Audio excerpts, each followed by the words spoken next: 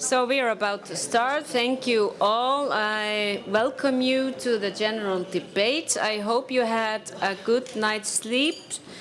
Some of you have told me that you didn't sleep at all because darkness never fell, but I do hope you could use your time to do something else then. I won't go into lengthy details about the fact about why we're having this summit, but I think we can be proud of the Council of Europe and what the Council is achieving here at this summit. I think the 5 roundtables provided us a unique opportunity for a very good debate on core issues and core values. I think the leaders' dinner did the same, and thank you all for your participation. I want to also observe that 41 countries has already signed the Registry of Damages, both member states and observer states. There are 3 who still have to go through internal process, but I think it's only fair to say that this is a huge step in ensuring accountability and having tangible deliverables coming out of this summit. Now I will be extremely strict on time here this morning. So we all have 3 minutes speaking time. The debate is being broadcast live, and the general debate will close at 12:30, so the list of speakers might have to be interrupted. The speakers that are not able to take the floor will be invited to hand in their statements to be published in the official minutes of the general debate. But I hope that we try to respect the time limits, and I might interfere if you pass them. So bear with me. Maybe you will never want to see me again, and so that will have to be like it is. But dear colleagues, I think it's right to say, and now you can start the time, so I won't pass the time limit, that Iceland's presidency has been shaped by Russia's invasion into Ukraine. And I think, as all the debate at this summit has shown, there is solidarity and unity in supporting Ukraine and its people who are striving for just peace that fully respects international law and Ukraine's sovereignty and territorial integrity. And this, of course, requires accountability for human rights violations and international crimes committed. We have to pay special attention to women and girls who have been raped, tortured and trafficked. And Iceland is prepared to do its part to assist victims of gender-based violence. The Council has demonstrated its ability to support Ukraine in the pursuit of justice and reconstruction of society and state, and we are proud of the progress made during our presidency as reflected in the outcome document. Regrettably, we have seen serious democratic backsliding and a rise in authoritarianism around the globe. And as Iceland assumed the presidency, we recognize the need to focus on our fundamental principles of human rights, democracy, and the rule of law. Our presidency has also advocated for the rights of women and girls, the environment, and children and youth. I must mention both the climate and biodiversity crisis, which poses a significant threat to human rights globally, and responding to it with meaningful climate action is our greatest generational challenge. Iceland has highlighted the link between human rights and the environment and worked to strengthen efforts to promote the right to a clean and healthy environment. And I welcome the renewed focus on environmental issues. The Council of Europe should lead the way and take even more decisive action in these matters. Iceland emphasizes protecting the rights of children and young people, as every child has the right to grow up in health, peace and dignity, and we fully support the special emphasis that the Council has placed on the illegal deportation of Ukrainian children. Iceland also remains committed to gender equality and protecting the rights of LGBTI+ persons, and also in preventing and combating violence against women and domestic violence through the Istanbul Convention. And I urge member states to finish ratifying that convention, which is the most important tool we have to fight gender-based violence. Finally, we underline the importance of addressing the extremely rapid technological changes, particularly in AI, that can threaten democracy and human rights. The Council should lead in establishing new standards regarding AI to safeguard human rights. Dear colleagues, the freedoms that the Council of Europe guarantees represent a life worth living, with dignity, meaning and free from oppression. And we have come together because these freedoms are under attack in war with other threats on the horizon. We have been here before, and we know that this story can have many possible endings. So what we are doing at this summit is a very important work to ensure a prosper Europe for all of us, to ensure the purpose of the Council of Europe, and to work towards ensuring a new era of peace and respect in our continent, and the continuation of our common cause, Europe. Thank you all.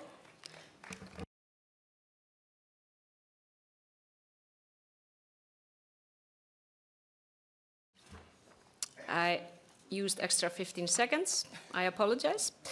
But before giving the floor to colleagues, I would like to invite the Secretary General and the President of the Parliamentary Assembly of the Council of Europe to take the floor. So I first give the floor to Maria Pejčinović-Burić, Secretary General of the Council of Europe. Thank you very much, Presidents, Prime Ministers, dear colleagues, dear friends. When the Council of Europe was founded, its members were united by a simple and profound sentiment: never again. Never again to war, destruction and genocide, and all the horrors from which the continent suffered during 2 world wars. Instead of brutal power politics and the abuse of state power, there would be common standards in human rights, democracy, and the rule of law, putting into effect the European Convention on Human Rights, the European Court of Human Rights, and all the tools and treaties that have followed, has required compromise, determination, and political will. European governments have, for example, abolished the death penalty, acted to prevent torture, and extended new protections to national and language minorities, often in the face of public opposition. But they did these things because they were required legally and morally. What is now asked for you, Europe leaders, is no harder, but just as important. Faced with democratic backsliding that is occurring on our continent at the moment, this summit is an opportunity for us to unite once again around a common will. That is to renew your commitment to our values and norms.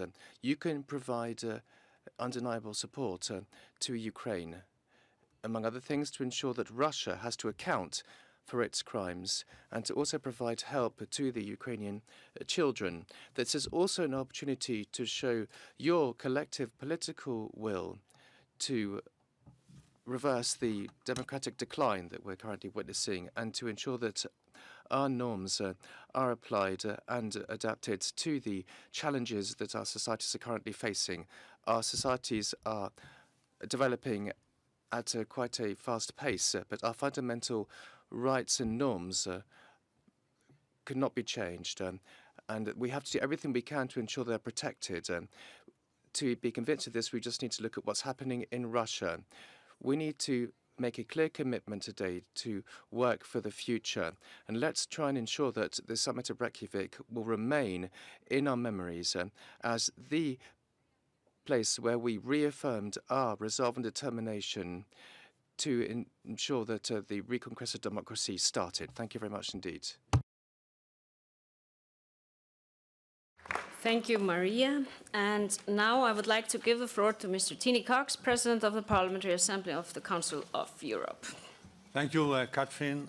Dear all, it is my honor to represent the Parliamentary Assembly of the Council of Europe here today. Earlier this week, the leaders of our 46 national delegations and 5 political groups already met here in Reykjavik, and on their behalf I congratulate you all on this Reykjavik summit. It is the right moment, the right place and the right issues.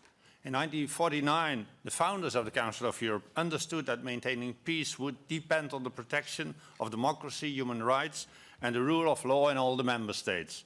Since then, almost all European states have acceded and made the Council of Europe a truly pan-European area of democratic security. By crossing Ukraine's borders on the 24th of February last year, the Russian Federation fundamentally challenged this post-war multilateral architecture of Europe. Therefore, Russia was rightfully and immediately expelled from the organization as unanimously requested by our Assembly. Since then, restoring, strengthening, and perhaps reinventing rules-based multilateralism against aggressive unilateralism has become an existential challenge and the main reason to meet here today in Reykjavik. Our Assembly appreciates that our input has been taken so seriously by you. We compliment you on the results. With you, our Assembly fully supports the creation of a comprehensive system to ensure the accountability of Russian Federation, including an ad hoc tribunal for the crime of aggression, a register of damage, and a viable mechanism to ensure the return of abducted children back home as its cornerstone. With you, the Assembly wants the European Convention on Human Rights to be better safeguarded, the authority of our court better protected, and the execution of its judgments better guaranteed. And we want the European Union to accede to our convention now. With you, our Assembly wants to reverse the dangerous backsliding of democracy by addressing its root causes and by formulating binding principles for democracy in all our member states. And with you, our Assembly agrees that the right to a clean, healthy and sustainable environment must be recognized as a fundamental human right. This is the moment to act. Dear all, we are facing huge challenges. Let us show the courage to counter them. Our citizens demand it. Our citizens deserve it. Let us be the one to do it. Thank you very much. Thank you, Tini. And now we go over to the Prime Minister of Ukraine. Dear Denis, you have the floor. Thank you so much, Your Excellencies, partners, friends, colleagues. Ladies and gentlemen, over the years, the Council of Europe has played a crucial role in promoting democracy, upholding human rights, and ensuring the rule of law in Europe. Today, Europe faces extraordinary challenges in the face of the Russian Federation full-scale, protracted and brutal aggression against Ukraine. This aggression is an affront to all the principles for which the Council of Europe stands and to be foundation of the European multilateral security architecture. Our common response must be resolute. The aggressor must not be allowed to prevail. Ukraine must restore its sovereignty over its entire territory. The Council of Europe has taken a number of decisive measures to counter Russian aggression against Ukraine. The Council was the first international organization to advocate for the establishment of a comprehensive international compensation mechanism. The Council of Europe advocates the need for the establishment of a special international tribunal. The Council's Parliamentary Assembly was the first body of an international organization to call on Council of Europe member states to recognize the Russian regime as terrorist. All these decisions demonstrate leadership, and Ukraine is very grateful for this. The Council of Europe should maintain and strengthen its leadership role in future, setting a good example for other international organizations. The fourth summit should have the ambition to set a forward-looking agenda for the Council of Europe.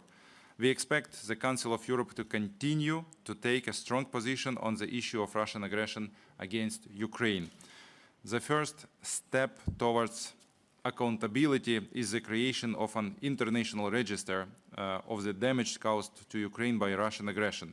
Today's decision to establish this register is without doubt historic. After that, we should prepare the necessary legal framework for the confiscation of Russian assets and establish a compensation fund. So comprehensive approach includes creation of international tribunal, and this should include all the rest needed issue which we discussed during our roundtables, during our debates. Thank you so much, dear Catherine. Thank you so much for this organization, invitation, all of the leaders here to Reykjavik for personal organization. So let us work together to build peace and justice in Europe. Let us work together to build a better future for all Europeans. This is not only our responsibility, but also our shared opportunity to shape a more resilient, inclusive, and prosperous continent. Thank you so much for your support. Thank you so much for your attention.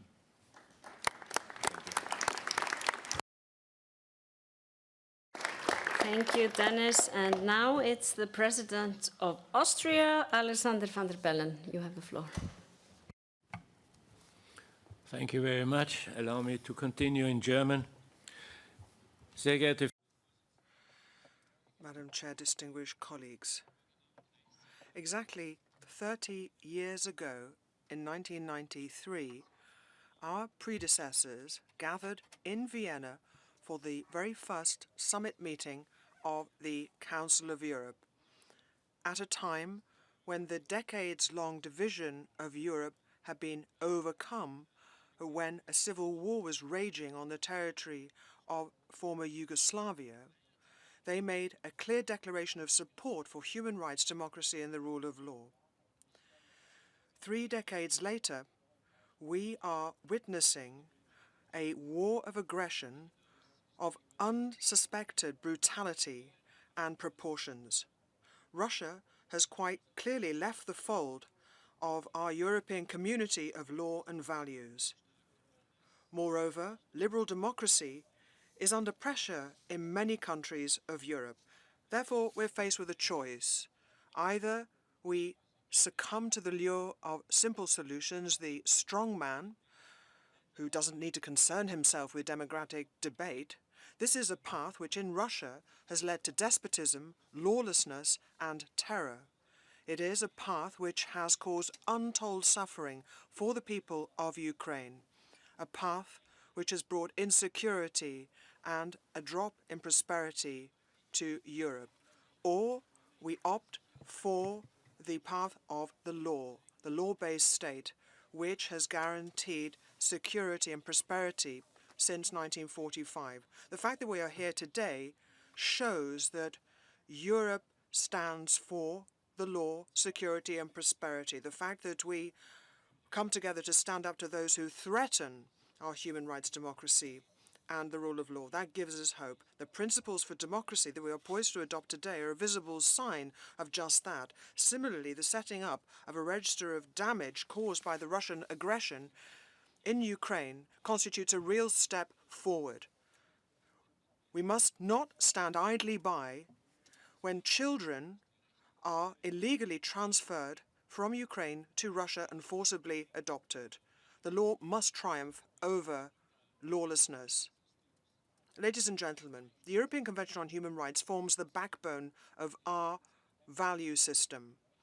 In Austria, it is enshrined in our constitution and is therefore a democratic obligation. In order to protect the human rights of each and every individual, we need to further refine our standards and adapt to the challenges of the age, be they climate crisis, digitalization, or artificial intelligence. Let's use the collective wisdom of the states in the Council of Europe to guarantee for all our citizens and everybody who lives in our countries the best possible protection for their rights in future and, by extension, security and prosperity. Thank you very much.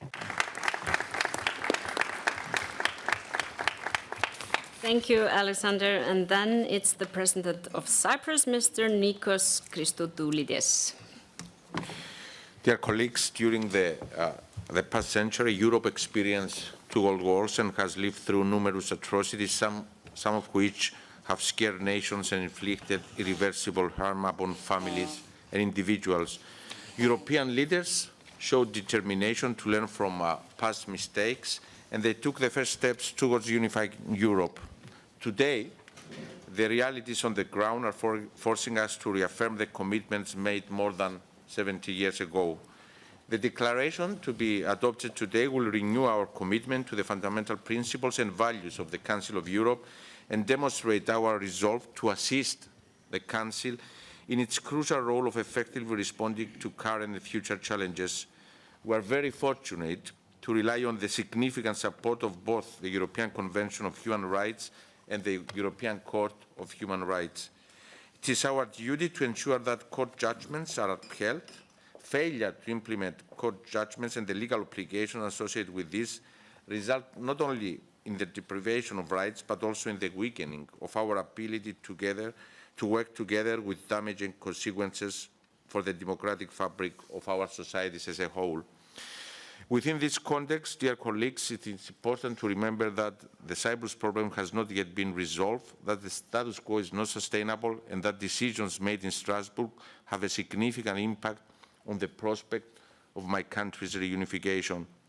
I was elected president just 3 months ago.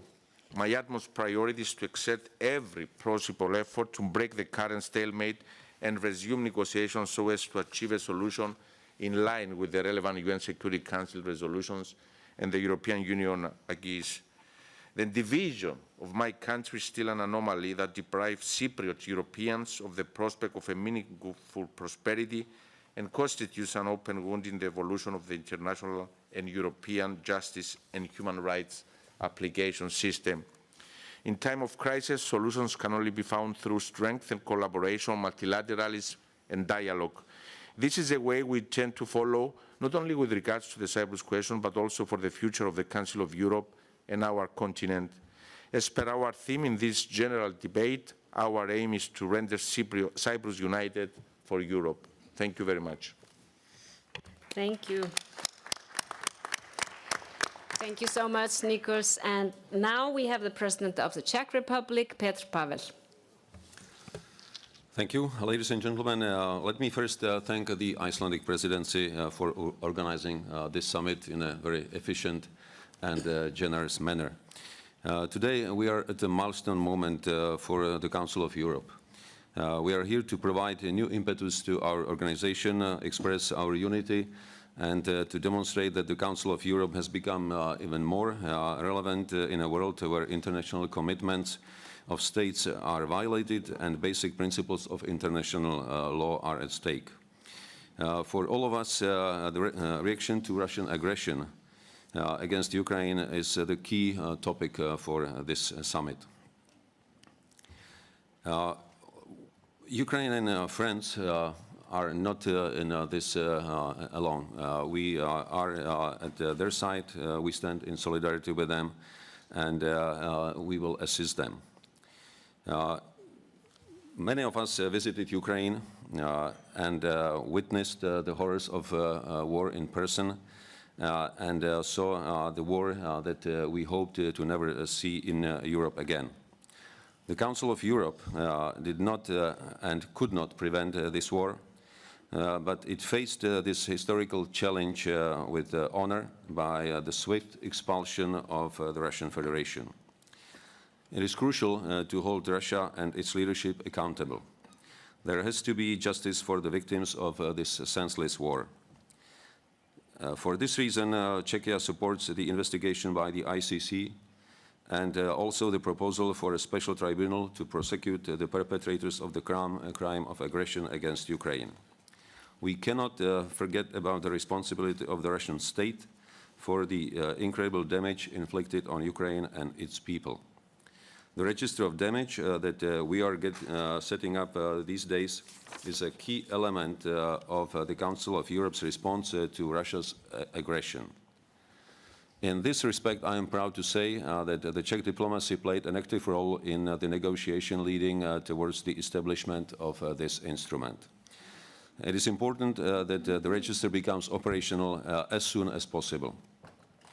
While we focus on the situation in Ukraine, we must not forget about Georgia, Moldova, as well as other partners facing Russian pressure and intimidation. They can count on our support, including on their road to the EU membership. I would also like to use this opportunity to reiterate our full support to Kosovo's intention to become a member of the Council of Europe as soon as possible. Finally, let me address briefly two topics currently resonating in the relation between the Czech Republic and the Council of Europe. The first one is the status of Roma population, particularly the full inclusion of Roma children into the education system. In my short period in office, I have already devoted significant time to this issue. I visited the most affected regions of our country and also invited Roma high school and university students to my office to personally share their experience as a good example. The second issue is the Convention on Preventing and Combating Violence Against Women and Domestic Violence. The Czech Republic signed this important treaty in 2016. I have encouraged both the government and the parliament to speed up the process of its ratification. Let me conclude by assuring you that the Czech Republic will continue to actively support the Council of Europe in its unique role. Thank you.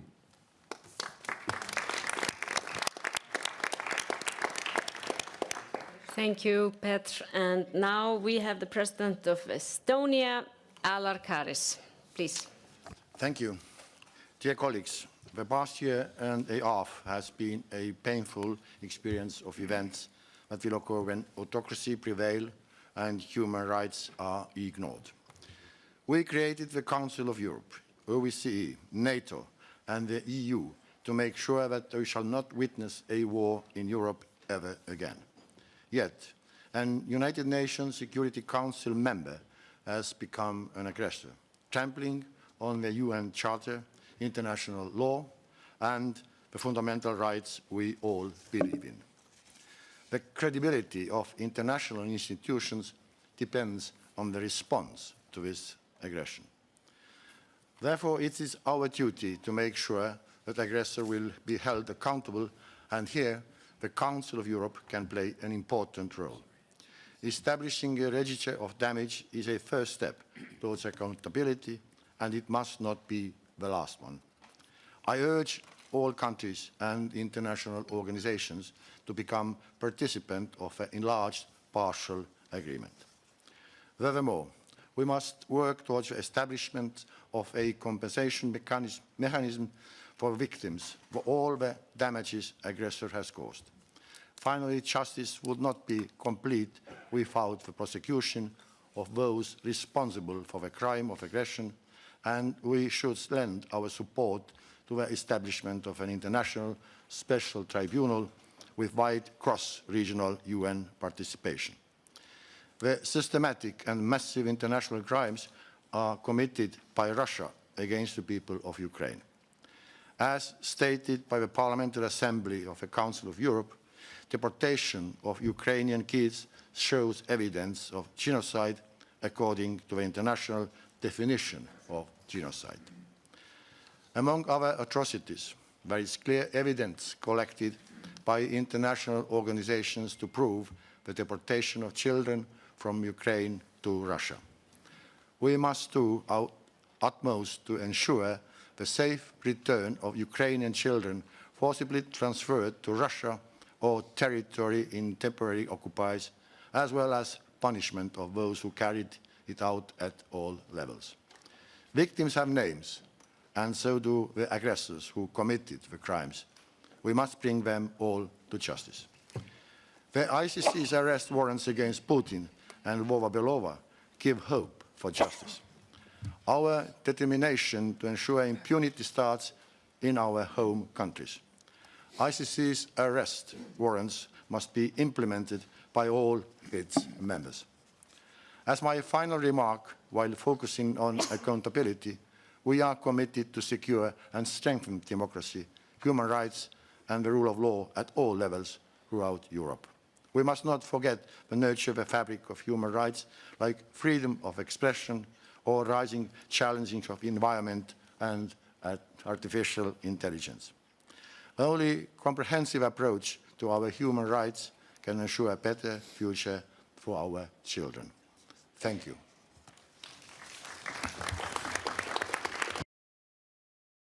Thank you, Alar. And next, le prochain, c'est le président du Conseil. The next speaker is the President of the European Council, Mr. Charles Michel. Thank you very much indeed, Madam Prime Minister. Thank you very much indeed for this meeting. Just a few brief points. First of all, only 13% of the world population lives under a democratic regime. In other words, there is a huge pressure on the model that we want to defend. And we know that, of course, this war that's been triggered against Ukraine, it's against a population, against the people, against the democratic values that we defend. It's against the freedom, against dignity, against human rights around which we are united in the European Union and the Council of Europe. And this is why this meeting, this declaration, is of huge importance to underline the strength of our commitment. And there's another key point I'd like to make. This is sort of the cornerstone, which is the rule of law and the independence of the judiciary and the freedom of the press. And of course, with this in mind, the European Union is trying to strengthen what it has, and that is a decision to make certain funding conditional on compliance with the rule of law. And this is, we want to impose very high standards on our members. Another example of the past 3 years is the annual report on the state of the rule of law in the member states, and the most recent that was published in July 2022. And this also contains recommendations for the individual countries. So there are constant efforts that need to be made here. I'd like to say one other thing, and say this quite determinedly as well. I think we all know very well around the table that there is sort of a deathly poison against democracy. And this poison is a deadly cocktail of corruption and disinformation. And we know in a number of countries there's a business model with oligarchs who are often very close to Russia, and they purchase media outlets, and they buy off politicians, and they promote disinformation and destabilizing information. There's an antidote to this, and the antidote is the independence of the judiciary. It's the rule of law to guarantee equality and non-discrimination, to ensure that this deadly cocktail, this threat and this poison can be fended off. And I'd like to simply conclude by making two very operational points. We'd like to strengthen cooperation with the Council of Europe, and this is why we're currently at the European Union signing up to the European Convention on Human Rights. I'm quite optimistic that we'll be able to resolve the last few difficulties we have with this, and we're currently also signing up to the Istanbul Convention. The Swedish presidency, I'd like to congratulate them. It was working ever so hard to ensure we could meet this objective in the next few weeks. Thank you very much indeed. Merci, Charles. And next is the President of the European Commission, Ursula von der Leyen. Thank you very much, Catherine. And dear colleagues, we should never forget that the first summit of the Council of Europe gathered 30 years ago after the fall of the Iron Curtain.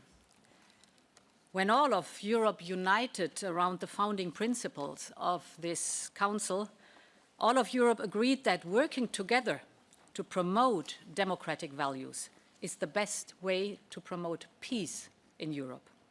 Because, and this is right, war is unthinkable in a community of like-minded democracies.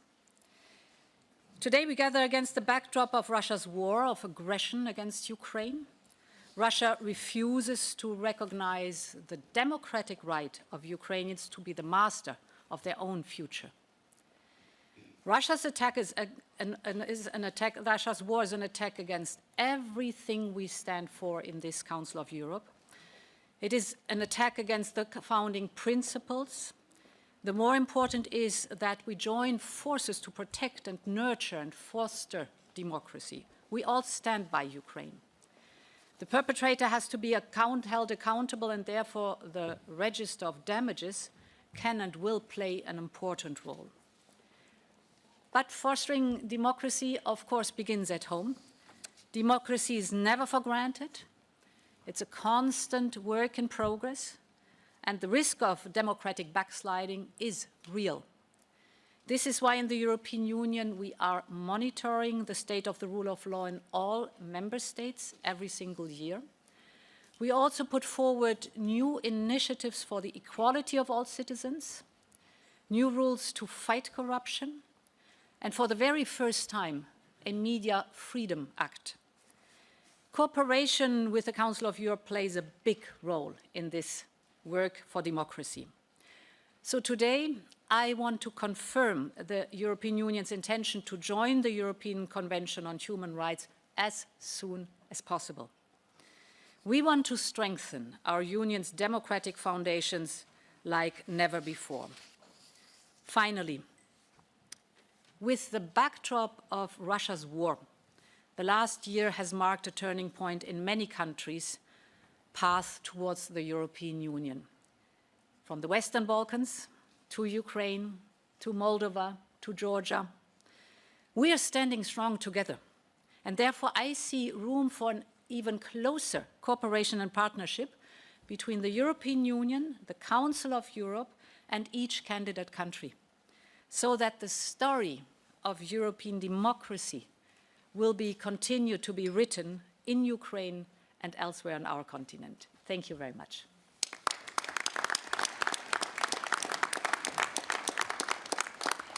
Thank you, Ursula. And now we have the President of Finland, Sauli Niinistö, please. Thank you, Excellencies, colleagues. For more than a year ago, Russia has been waging a war of aggression on Ukraine. It is first and foremost an attack against Ukraine and its people, but it is also an attack against the fundamental values of which the Council of Europe is built: peace, cooperation, human rights, democracy, and the rule of law. We must defend these commitments. Our support to Ukraine remains as strong and resolute as ever. With the establishment of the Register of Damage, the Council of Europe has taken an important step towards ensuring Russians' accountability. Finland supports further accountability efforts by Ukraine nationally and by international institutions. While our primary attention is rightly on Ukraine, we stress the need for support also to Georgia, Moldova, and the Western Balkans. Finland welcomes further steps to advance Kosovo's membership in the Council of Europe. As the multilateral rules-based system is challenged, the Council of Europe deserves our strongest support. The importance of the European Court of Human Rights and the full execution of its judgments can't be overemphasized. We must uphold the most comprehensive human rights protection system in the world. It is our defense against democratic backsliding. This summit addresses the important link between the environment and human rights.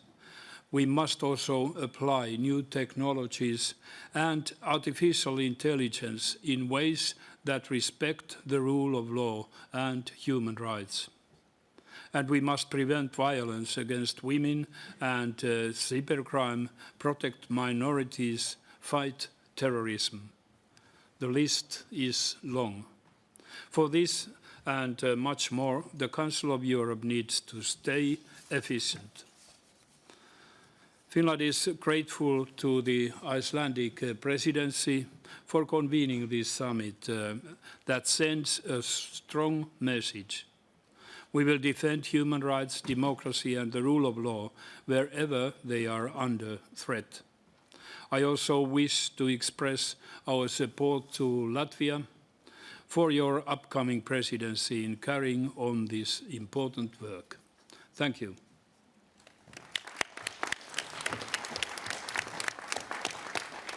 Thank you, Sauli. And next is the President of Greece, Mrs. Katerina Sakelaropoulou. Please.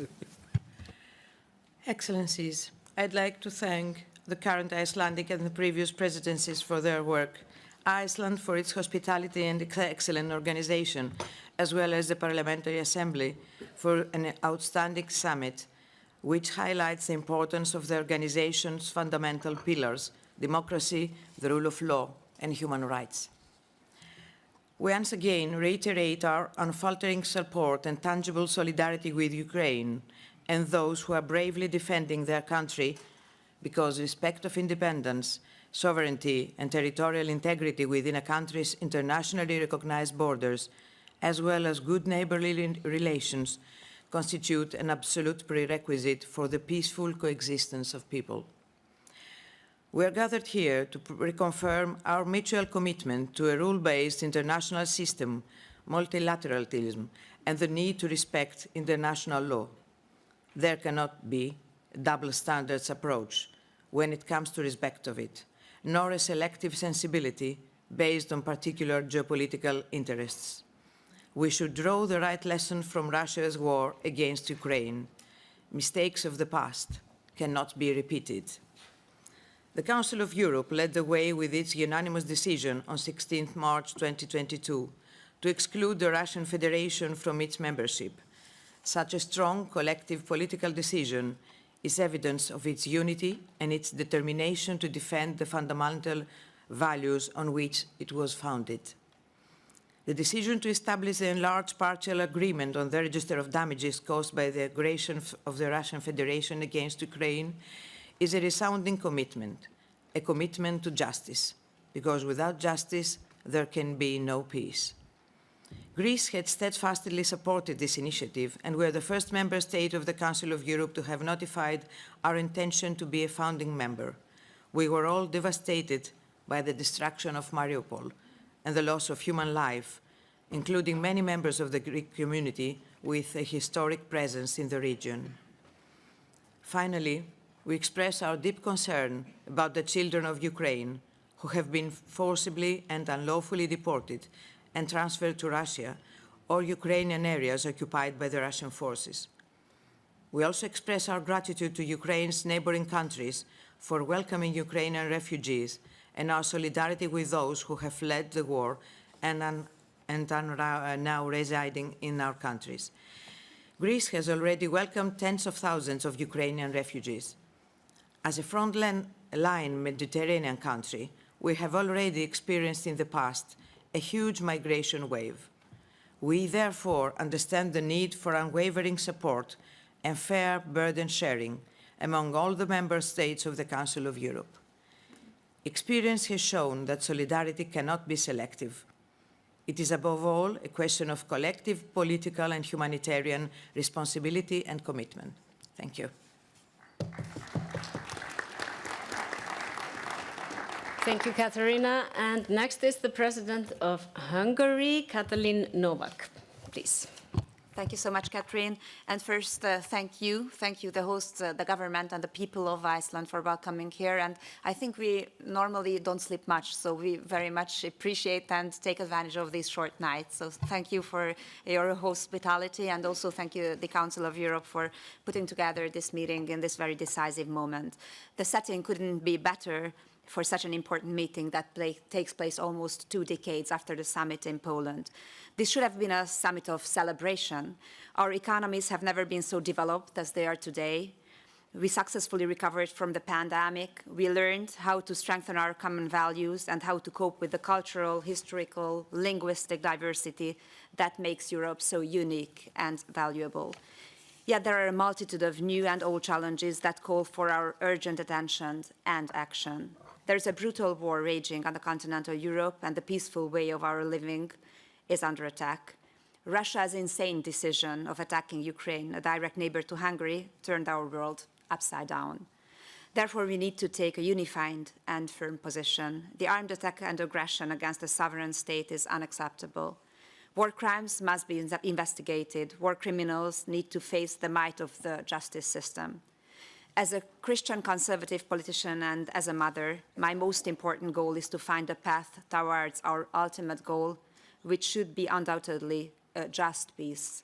When all conditions of a just peace are met, conditions which permit not only a ceasefire, but a real, long-lasting peace, accompanied by reconciliation. Ladies and gentlemen, dear colleagues, we need to reaffirm that all people have a right to live. Even people who happen to be caught in a war zone have the right to live.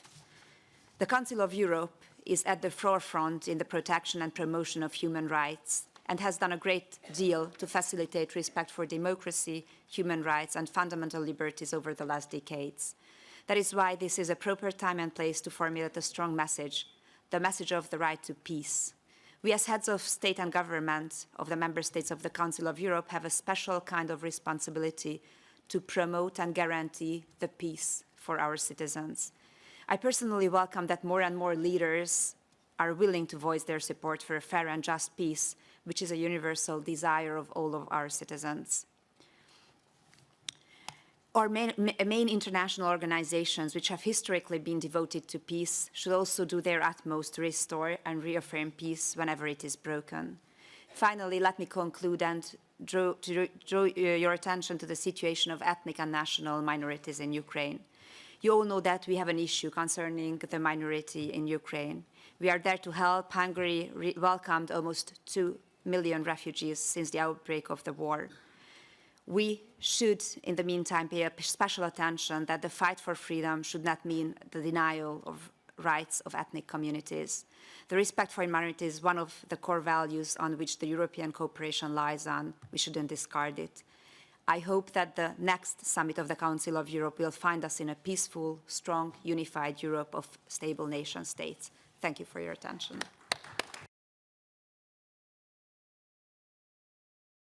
Thank you, Katalin, and thank you all for respecting the time limits. It's highly appreciated. Thank you. Next is the President of Latvia, Mr. Egils Levits, please. Excellencies, for almost 75 years, the Council of Europe has been a beacon of human rights, democracy, and rule of law in Europe. Today, Russia is writing a bloody page in European history. Dear colleagues, the war of aggression is the gravest international crime of all. Unfortunately, the International Criminal Court has no jurisdiction in this case. This is an unbearable gap in international law. Therefore, already short after the Russian attack, I proposed to set up an international ad hoc tribunal to try this case. This is necessary for 3 reasons. First, to do justice for Ukraine. Second, to uphold the standard of international law achieved after the Second World War, which forbids aggressive wars. And third, not to undermine the credibility of our democratic values. The last reason is particularly important for the Council of Europe, which is, or at least should be, an organization of democratic states based on the rule of law. Latvia and dozens of other states are already working together in the United Nations to set up the International Ad hoc Tribunal on the Russian crime of aggression. Legally, it is possible. All what is needed is political will. I call on you all, dear colleagues, to join this initiative. Russia must also compensate Ukraine for all losses. I therefore welcome the decision to establish the register of damage caused by Russia's aggression against Ukraine. Latvia is among the register's founding members, and we invite other countries to join it. The Council of Europe must also address the new challenges, such as the impact of digital technologies on democracy and human rights. I encourage to speed up the work on the new legal instrument on artificial intelligence. Otherwise, it may be too late. We must ensure that digital technology meets the standards of human rights and they do not infringe on democratic processes of our societies. To do this, we have to be politically and legally creative and courageous. Excellencies, later today, Latvia will assume its second presidency of the Committee of Ministers of the Council of Europe. It is our collective duty to prevent the democratic backsliding by protecting our common values and freedoms. Thank you. Thank you, Egils. And now it's the President of the Republic of Moldova, Maia Sandu. The floor is yours. Your Excellencies, ladies and gentlemen, democracy is in decline in every region of the world, but not in my country, the Republic of Moldova. Over the past 2 years, we have worked tirelessly to cut the influence of oligarchs in politics, on the economy, media, and political parties. We started cleaning up a corrupt justice system. No doubt, we still have a lot of work to do, but improved international rankings are a testament to our efforts and political determination to strengthen our democracy. In the Press Freedom Index published by Reporters Without Borders, Moldova has climbed 61 positions in 2 years alone, from 89 to 28 out of 180 countries. On the Rule of Law Index of the World Justice Project, we have advanced by 14 positions since 2020. On corruption perception, as measured by Transparency International, we improved by 24 positions in the last 2 years. On gender equality, we are ranked 16th, 1/6 today. On democracy indexes overall, we have improved last year too. On the Council of Europe Manival, we have been upgraded to largely compliant from partially compliant. And I would like to thank the Council of Europe as a long-standing partner working with us in strengthening Moldova's democracy. My message to you today is that where there is political will, change happens. Democracies mature, societies become more resilient. But in the face of current challenges, this is not enough for democracy to survive and flourish in my country.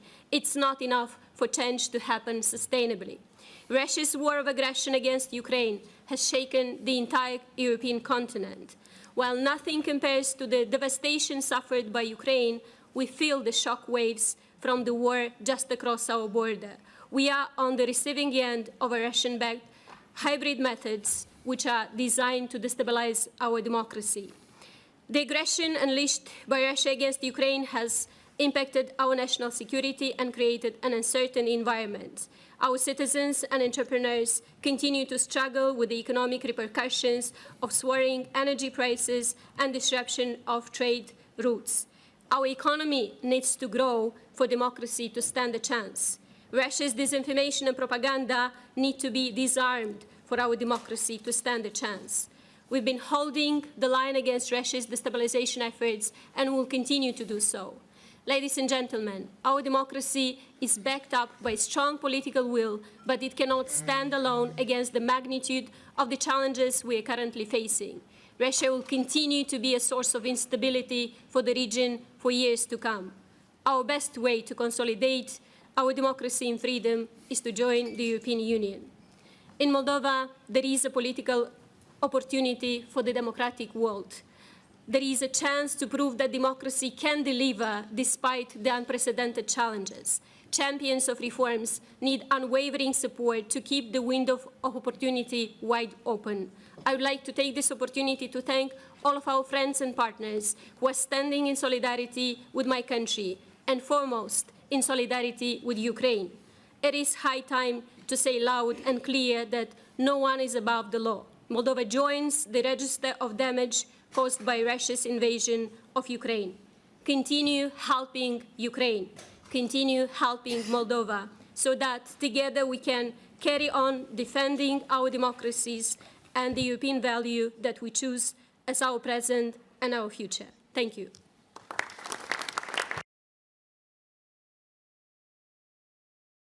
Thank you, Maya. And next is Andrzej Duda, the President of Poland, please. Catherine, thank you very much for invitation and excellent organization of this summit. Excellencies, ladies and gentlemen, the previous summit of the Council of Europe was held 18 years ago in Warsaw.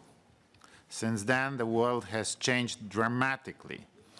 Today's summit takes place in an extremely difficult international environment. At the previous summit in 2005, we talked about the new perspectives and how to strengthen Europe. It was a time of great optimism, right after the largest European Union's enlargement. Today, we meet in times of the biggest war since World War II, in which European values and identity are at stake. The barbaric aggression of Russia against Ukraine violated all norms, principles, and values on which international order is based. The heroic struggle of Ukrainians to defend their own country is also a struggle for the future of Europe. That is why our united support to Ukraine is of crucial importance. We need to commit here to upholding our solidarity with Ukraine as long as it takes. The war, started so cynically by Russia, causes immense suffering of civilians, especially women, children, people with disabilities, and elderly people. It's our moral duty to continue helping them. We need to bring the abducted children of Ukraine back to their homes and families. We thus welcome the steps taken today by the Council of Europe in this regard. Poland, as a victim of numerous aggressions, knows well the importance of ensuring accountability for the crimes committed during the war in Ukraine. Crimes against humanity and crimes of war must be prosecuted to the fullest extent until the last perpetrator is brought to justice and every victim receives just compensation for their suffering. Ladies and gentlemen, we welcome the ongoing efforts of the Council of Europe to support Ukraine through the action plan focused on resilience, recovery and reconstruction. It's yet another proof of the relevance and importance of our organization. Poland will remain committed to supporting this action plan as well as those aimed at assisting Georgia and Moldova. We know from experience that the assistance of the Council of Europe is particularly important to its member states aiming to join the European Union. We must keep working together to accelerate progress in Western Balkans countries, Ukraine's, Georgia's and Moldova's path to European Union. Let me also stress the important role the Council of Europe plays in supporting civil society and democratic forces in Belarus. We need to increase pressure on the Lukashenko regime and fight to release all political prisoners, including journalist Andrzej Poczobut and Nobel Peace Prize laureate Aleś Białacki. Bringing free Belarus into our European family should remain one of the strategic priorities of the Council of Europe. In order to remain an active and important player in today's world, the Council of Europe must focus not only on political challenges, but also social and economic ones. It must be resilient, robust, and efficient. We must also invest in the potential of young people through education on democracy and human rights. They will soon become leaders of our countries, and our democratic future will be in their hands. Ladies and gentlemen, despite Putin's mad war, we must fight to strengthen democracy and freedom in today's world. I firmly believe that the war in Ukraine will end with the victory of the free world. Then a new chapter in the history of the Council of Europe will begin. Thank you.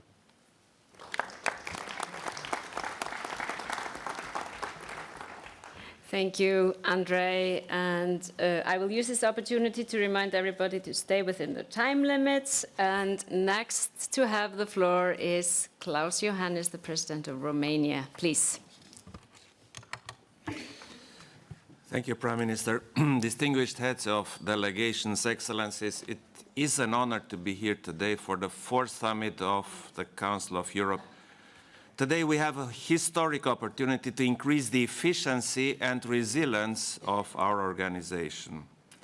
The Council of Europe has been the long-standing and faithful companion for Romania during its historic journey of 30 years of membership that we celebrate this year, from a state in transition to that of a stable and mature democracy.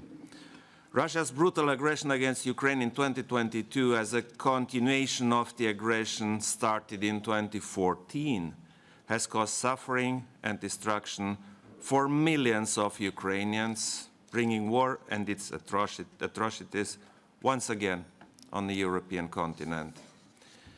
It generated overlapping crises and challenges and fueled the erosion of the democratic informational space. It reminded us, once again, how precious yet fragile peace is, that freedom is a constant fight, and that democracy is worth fighting for. Guaranteeing hard security is the foundation for our security, but security also means societal resilience given by democracy, by individual liberties, by rule of law, by accountability, by fighting disinformation and having reliable food and energy supplies. For responding to the exceptional challenges raised by Russia's aggression against Ukraine, the Council of Europe took bold measures. But we must continue to do more to help Ukraine in its fight for a future based on democratic principles and the rule of law. Russia's aggression against Ukraine must remain high on the organization's agenda. In this context, let me underline that we fully support the Reykjavik Declaration and the establishment of the Register of Damage in Ukraine caused by the aggression of the Russian Federation against Ukraine. We need to ensure accountability and to fight decisively against impunity. Dear colleagues, I would like to also reiterate our commitment to the European Convention on the Human Rights System. Romania welcomes the Council of Europe's approach to environment protection and climate change. Therefore, we support the process launched in Reykjavik on the streamlining of the organization's work in relation to the environment. The cooperation of the Council of Europe with its strategic partner, the European Union, as well as with the other international organizations, is essential for our common efforts of outreach all over the world. Consolidating the partnership between these organizations remains of utmost importance in order to create synergies. As a final remark, I want to congratulate the Icelandic presidency for the outstanding work to organize this summit and to express our wishes of success to the incoming Latvian presidency. Thank you.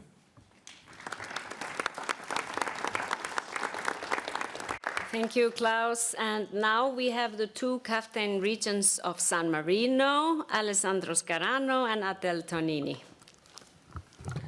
Grazie, Catherine. Thank you, Catherine. Distinguished colleagues, it is with a deep sense of honour and commitment that we are gathered here today, firmly resolved to maintain the unity and the pioneering role of the Council of Europe in facing up to global challenges and in the democratic and geopolitical arrangements for this continent. I scarcely need emphasize the ongoing concern and suffering we feel at the terrible aggression against Ukraine, which prompted our organization to unanimously decide in the Committee of Ministers to order the expulsion of Russia from the Council of Europe with immediate effect. We, therefore, have to weaken the role of our shared multilateral system in defending the principles of law, democracy and justice.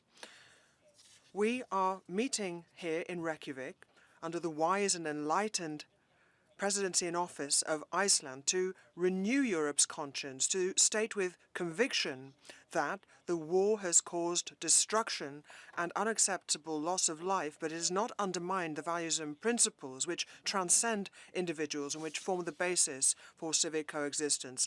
Let us, therefore, make a heartfelt appeal for peace to be restored in Ukraine and confirm our fraternal solidarity with its people who are fighting to defend their freedom and affirming the principles of self-determination, the principles and values which underpin the ancient Republic of San Marino and by virtue of which we are still a shining example of freedom and peaceful coexistence.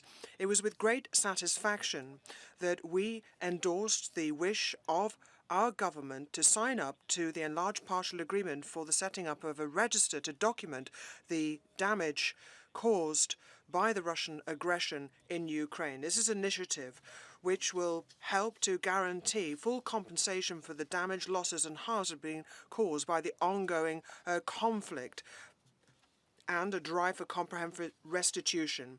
Equally, this fourth summit is an opportunity for us to exchange views on the growing threats of an environmental crisis which has taken on alarming proportions. We must step up our efforts at a multilateral level.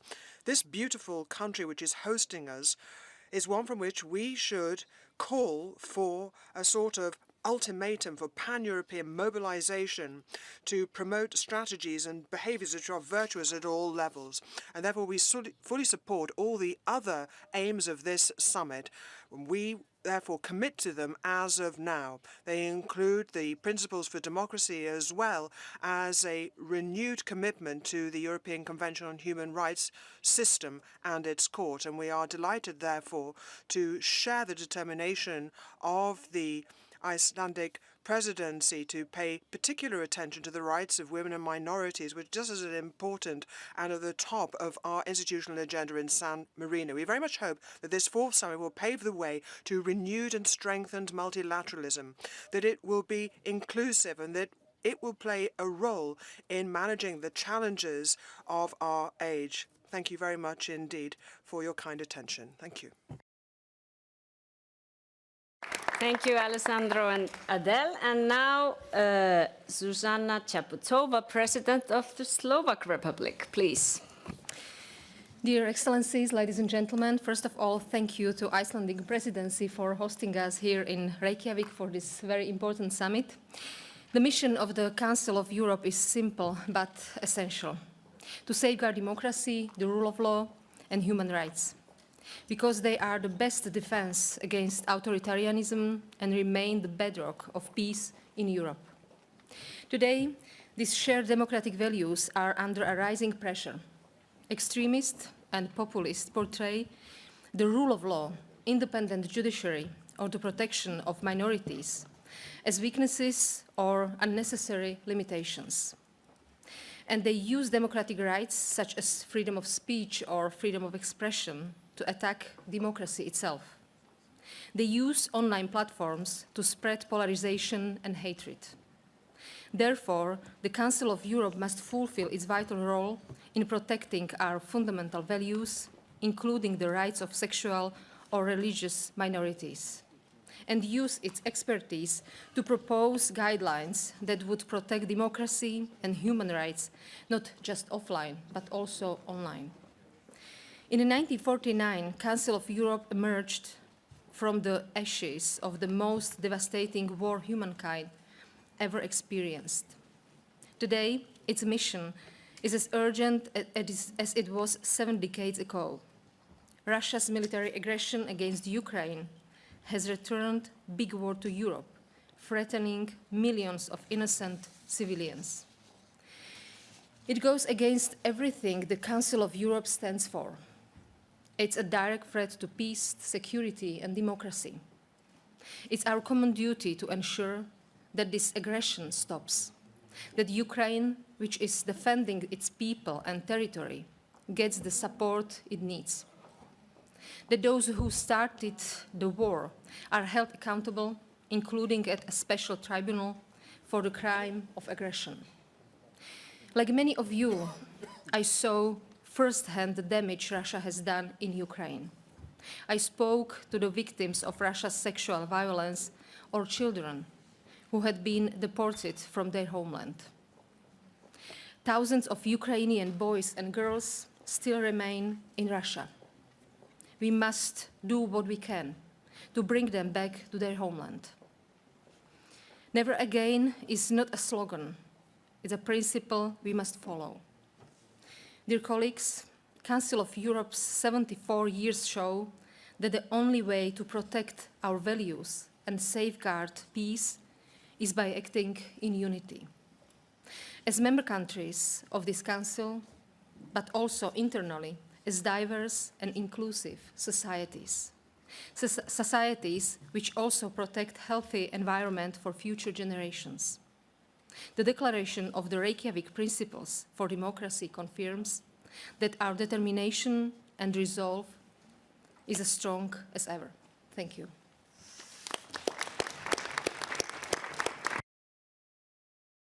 Thank you, Zuzana. And now we have the President of Slovenia, Nataša Musaš, please. Thank you, Madam Chairperson. Excellencies, ladies and gentlemen, let me begin by congratulating the Icelandic presidency and thanking the Prime Minister for bringing us together in Iceland at this somber time for Europe. We are here to unite behind our shared values of human rights, democracy, and the rule of law. These fundamental values have guided Slovenia since independence and joining the Council of Europe 30 years ago. It saddens me to see how war has entered Europe again. So let me be clear. Slovenia condemns in the strongest terms Russia's brutal aggression against Ukraine. We stand in solidarity with the people of Ukraine and will continue to provide assistance as long as is necessary. We support all efforts to hold accountable all those responsible for crimes committed in Ukraine. The establishment of the Register of Damage is an important step in this regard. I would like to focus my remarks on three main points. Firstly, the question of our time is how do we reverse the backsliding on democracy, the rule of law, human rights, and minority rights? This is the crux of why we have gathered here in Reykjavik.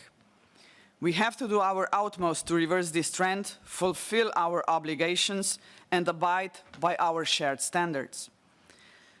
We must lend our full support to the Council of Europe as our continent's leading and indispensable guardian of legal obligations and shared standards on the rule of law, minority rights, and human rights. Independence of judiciary and media freedom are key in safeguarding these obligations and standards. I can tell you from my own experience that media freedom should not be taken for granted. And as we all know too well, democracy dies in darkness.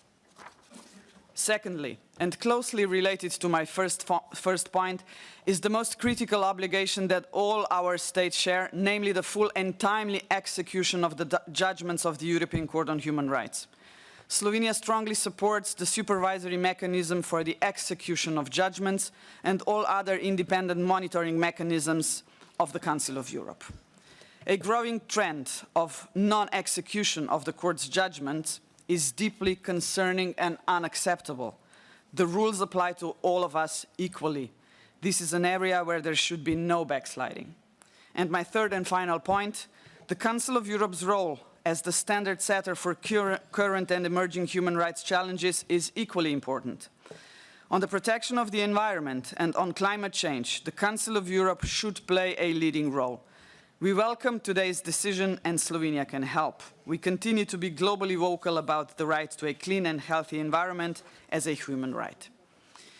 New technologies and artificial intelligence are getting ahead of us, and it is high time for the regulation of their use in a human rights friendly way. Unless we act quickly and decisively, their effects on the enjoyment of our human rights could be devastating.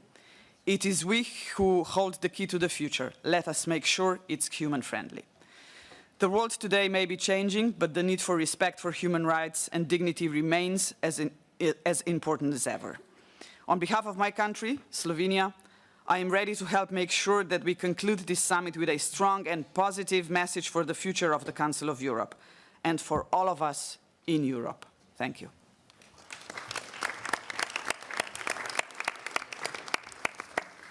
Thank you, Natasha. And now, next, number 21 on the speakers list is the Vice President of the Republic of Bulgaria, Iliana Iotova. Please, the floor is yours. Merci, Madame. Thank you very much indeed, Madam President. Excellencies, ladies and gentlemen, please allow me to express my gratitude to our host for the very warm welcome and for the excellent organisation of this fourth summit of the Council of Europe. More than 1 year following the Russian aggression against Ukraine, I'd like to state once again Bulgaria's unconditional support for the sovereignty of Ukraine, for its independence and territorial integrity. We condemn the continued Russian aggression and we express our full solidarity with Ukraine and its people. We call on Russia to cease its aggression and to withdraw unconditionally its forces from the occupied territories. Bulgaria commends the important role played by the Council of Europe by joining international efforts to hold or ensure accountability for the crime of aggression against Ukraine. We support the enlarged partial agreement on the register of damages caused by the Russian aggression against Ukraine. We also commend the active role played by the Council of Europe, which, in close cooperation with the Ukrainian authorities, is combating the illegal deportation and forced transfer of Ukrainian children to Russia. and which is working to ensure a safe return of them to their homes. Ladies and gentlemen, for more than 15 years, Europe has been experiencing one crisis after the other. A financial crisis, an economic crisis, a social one, a migration-related crisis, refugee crisis, the pandemic, and now the war in Ukraine. All these crises are the subject of intense discussions, proposals and solutions, and ideas as how one can extricate oneself from them. These discussions often result in successful outcomes, sometimes in failure. The divisions in our societies do exist. Inequalities are becoming more and more visible. Conflicts are dominating because there's a feeling of insecurity, and people are becoming more and more opposed to each other. One of the increasingly dangerous trends that we're witnessing is the suspension of human rights secured over work of decades and written down in fundamental documents. These are rights that are the bedrock of this most important of institutions, which ensures compliance with such rights, the Council of Europe. Worse than this, more and more politicians are talking about human rights as an afterthought or as a fancy policy. Consequently, we need to be very vigilant when we're facing situations of intolerance and the violation of ethnic rights and discrimination. It would be imprudent if we were to ignore such problems and not talk about them openly. I'd like to address once again the issue of the rights of Bulgarians living in the Republic of North Macedonia.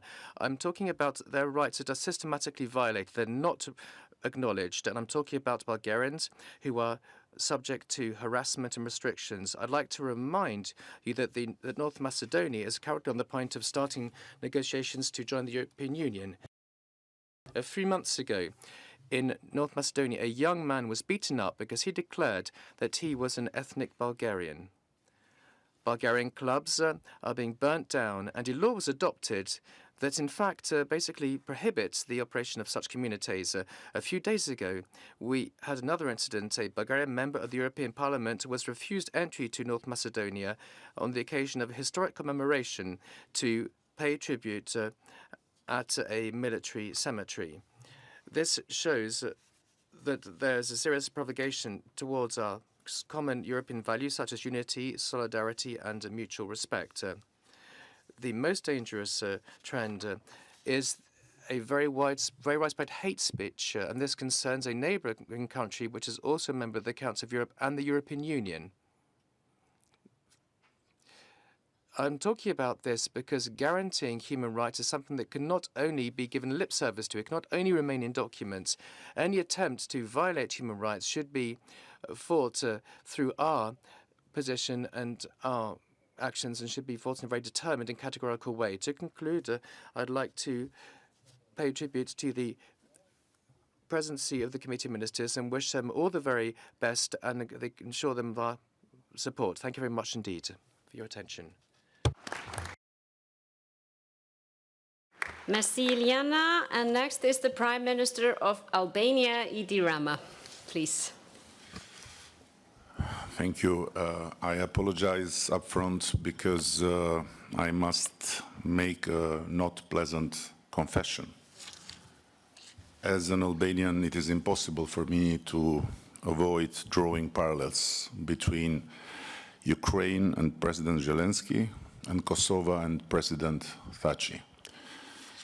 Today at this Council of Europe summit, I cannot help but remember that the injustice towards the Kosovo Liberation War and its leader Hashim Thaci started precisely at the Council of Europe, under the malign influence of the then member of this council, Russian Federation.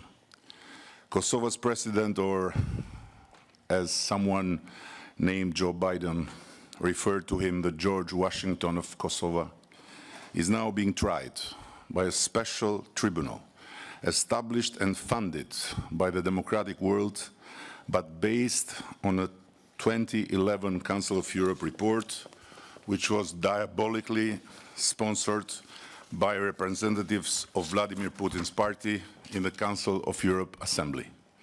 Completely unfounded allegations of human trafficking were raised then as the start of a criminal smear campaign against Kosovo and Albania.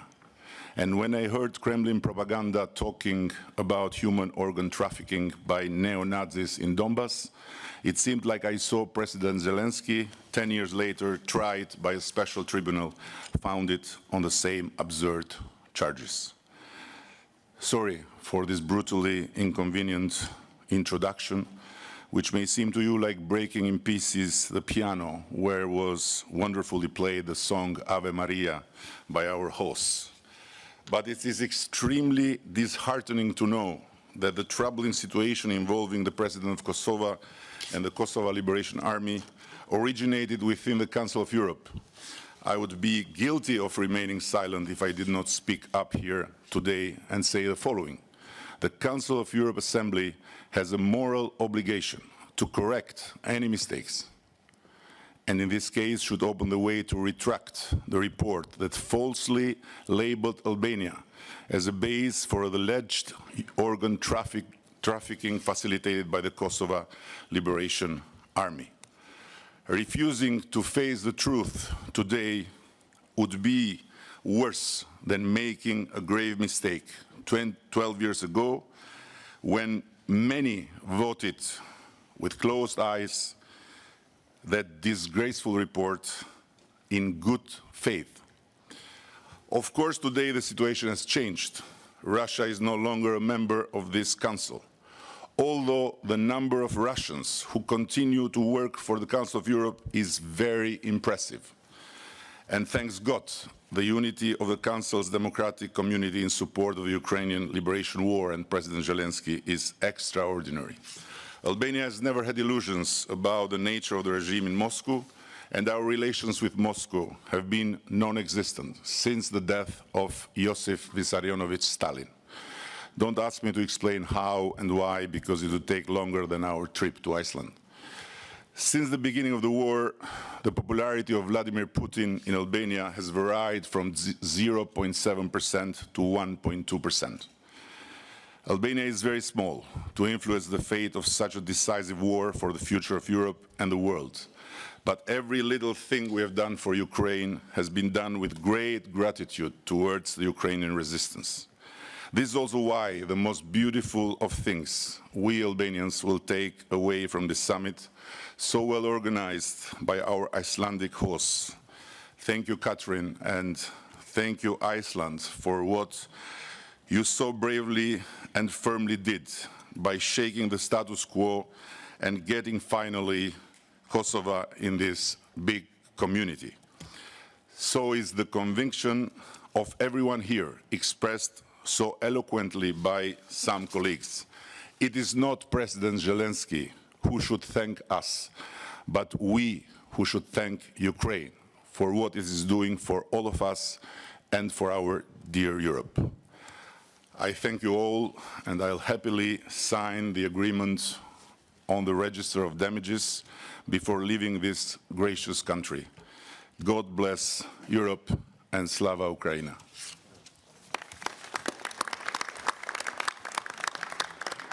Thank you, Idi. And now to Mr. Nikol Pashinyan, the Prime Minister of Armenia. Thank you very much. Ladies and gentlemen, based on our own experience, we can say that war is the biggest threat to democracy. For a long time, the Nagorno-Karabakh conflict served as an excuse for the lack of democracy in Armenia. In 2018, our Velvet Revolution provided great democratic developments in Armenia. But in September 2020, Azerbaijan attacked Nagorno-Karabakh and Armenia had to get involved in the war. Many still think that the cause of the war was Armenia's aspiration for democracy in the region where democracy may be viewed with suspicion.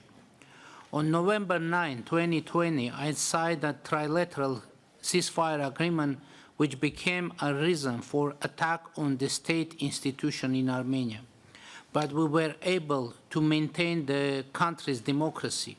We decided to conduct early elections to safeguard public accord.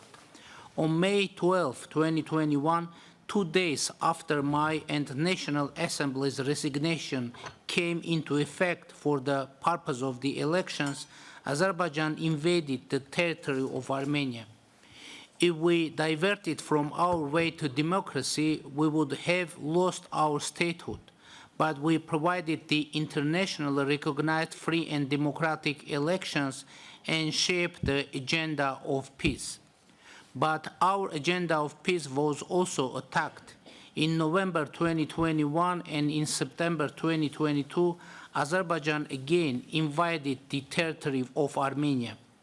On October 6, 2022, with support of the French President Macron and President of EU Council Michel, we reached an agreement with the President of Azerbaijan that we normalize our relations on the basis of 1991 Almaty Declaration, according to which administrative borders of the former Soviet Armenia and Soviet Azerbaijan would become our state borders.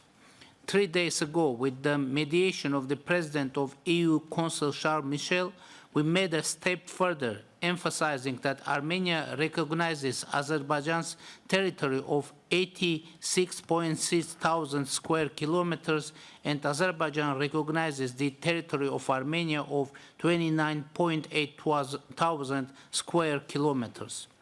But as a result of illegal blockade of Lachin corridor, the Armenians of Nagorno-Karabakh have been under siege for 5 months and are facing humanitarian crisis. To send an international fact-finding mission to the Lachin corridor and Nagorno-Karabakh is of high priority today, and to start Baku-Stepanakert negotiations aimed at providing security and human rights for the Armenians in Nagorno-Karabakh under the international mechanism is of vital importance. Assisting in addressing these issues, the Council of Europe will promote democracy and stability in the South Caucasus. Thank you.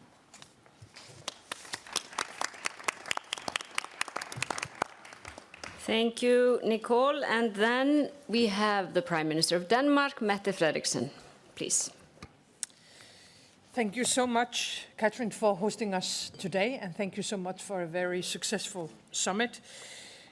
When we meet today only for the 4th time ever in the wake of Russia's brutal invasion of a peaceful neighbor, we are reminded, all of us, of the everlasting importance of our common values. And today we make the Council of Europe as stronger than ever before, without Russia and because of Russia. Here in Iceland, we are making an important and a very concrete contribution to justice, discussing how to make sure that the acts of war do not go unpunished, making sure that the damage in Ukraine is registered. The first step to ensure that is to make sure that the men and women and children of Ukraine can be compensated for the damage caused by a meaningless war. We strongly condemn the use of systematic rape and sexual assault against women and girls in Ukraine. And I think this is our sign to the people of Ukraine that there is hope, of course, for a better future once the war is over. And at the same time, sitting around this table, we must not forget to support the member states of Georgia and Moldova in the front line facing pressure from Russia. For almost 75 years ago, the European Convention on Human Rights was served to protect the fundamental rights of all citizens of Europe. Today, I think it stands as one of the world's best examples of how human rights can be safeguarded. Looking ahead, we have a common responsibility to constantly make sure that our principles are accepted and also, of course, applied. Therefore, I welcome the Reykjavik principles for democracy. We must continue our efforts to prevent democratic backsliding, as some of you have said today. And while we benefit from new technologies, we have to make sure that our democratic rights are preserved. And therefore, we also, from a Danish perspective, support the Council's standing setting efforts on this regard. The next step, I would say, after these 2 very successful days is to make sure that our commitments and our values are will be put into practice. But once again, Catherine, thank you for a very successful summit, and thank you all of you.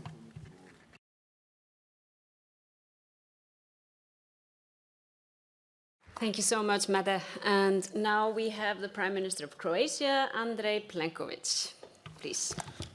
Thank you very much, Madam Prime Minister Jakobsdottir. It's a great pleasure to take part at the 4th summit of the Council of Europe, and in particular, recalling a small personal note that when I was a young diplomat almost 30 years ago, I was in the part of the team which worked on Croatia's membership to the Council of Europe.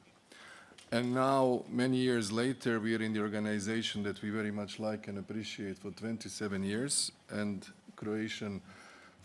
my foreign minister in my first government, Marija Pejčinović-Burić, is the Secretary General of the organization. And moreover, we are in the country that was the first Western country and the first member of, at the time, Council of Europe that has recognized Croatia independence in 1991, and I would like to pay a token of appreciation to your former Foreign Minister Hannibalsson, who was the leader of the recognition not only for us but also for the Baltic states.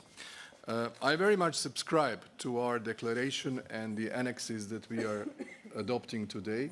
I think they are substantive in a sense that this summit is actually the reaffirmation and the emancipation to the wider European public of our pan-European organization that has forged the values of respect of human rights, of democracy, of rule of law, of fundamental freedoms. And I think that our strong adherence to the acquis of the ECHR is in particular important today, because the fundamental values are under attack. Freedom is under attack, democracy is under attack. Russia's aggression against Ukraine has somehow awakened us all from the welfare and peace that Europe has been enjoying for many decades after the Second World War, bar the aggression time of Milosevic's regime to the countries of the former Yugoslavia, including Croatia.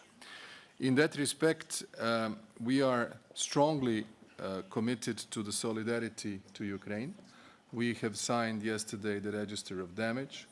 We are seconding experts who have unfortunate expertise to have been involved in the processing of war crimes to Ukraine. And we feel that the entire organization should really provide an added value in the overall international and multilateral architecture to Ukraine, because at the end of the day, the entire Council of Europe was the creation of the European legal community, most of all over the past decades. And with that respect and a lot of support to our Ukrainian friends, I thank you, Catherine, for having organized this summit here in Reykjavik, and we have enjoyed it immensely.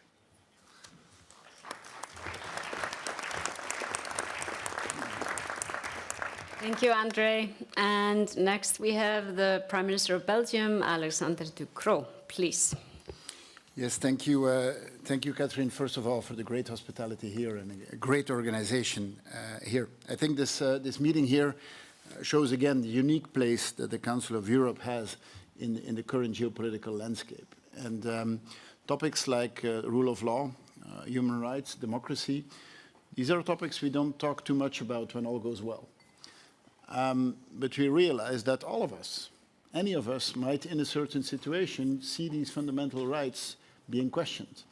And at a moment like that, we're happy that an organization like this exists. Who would have imagined 5 years ago that we would do a meeting here with this type of presence? And it shows that the Council of Europe is there in sunny days, but especially also in rainy days. This Ukraine war has made clear how our future is at stake, and how a rules-based international order is at the core of our functioning. And we're obviously extremely happy with the decision to expel Russia. This was a decision which was imperative. Accountability is a key element, and I think that the Council of Europe there showed how rapidly it could come up with a solution, which is a crucial one. Too often in this war, we see many things happen, but we tend to forget the suffering of the Ukrainian population, of the Ukrainian civilians. And they've shown an incredible amount of courage and an incredible amount of resilience. Making clear with this mechanism that nothing will go unpunished is a very clear message that we will continue to be on their side. And we will do whatever it takes. And to make clear, it will be plenty. And these are the words that Mario Draghi used when he was defending the euro. Actually, I think we're in the same situation. We have to make clear that we will continue to be on their side, and that if it needs to take a lot of effort and a lot of time, that we will continue to be there.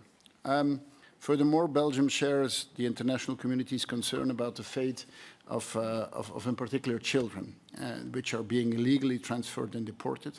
These criminal practices must stop immediately, and all children must be released and sent home. European Court of Human Rights plays a key role in promoting democratic stability in Europe, and I'm happy to emphasize its role here again. We are very committed to the promotion and the protection of human rights of every person in our society, including children, women, and LGBTQA+ people. We attach a great importance to the Istanbul Convention, and implementing this convention will be a priority for Belgium, both domestically and in our foreign policy. In 2018, Belgium established a fund within the Council of Europe. With this fund, we support all projects that strengthen human rights and fight against all types of discrimination and rule of law. In our respective countries and in the Council of Europe, we must have the courage to assert loud and clear the values for which we're ready to fight and denounce with conviction all abuses and transgressions, and that will not be tolerated. So again, thank you for this for the summit and the very strong message that comes out of this summit. Human rights, rule of law, democracy, it's at the core, and it's a daily endeavor for us to defend it. Thank you.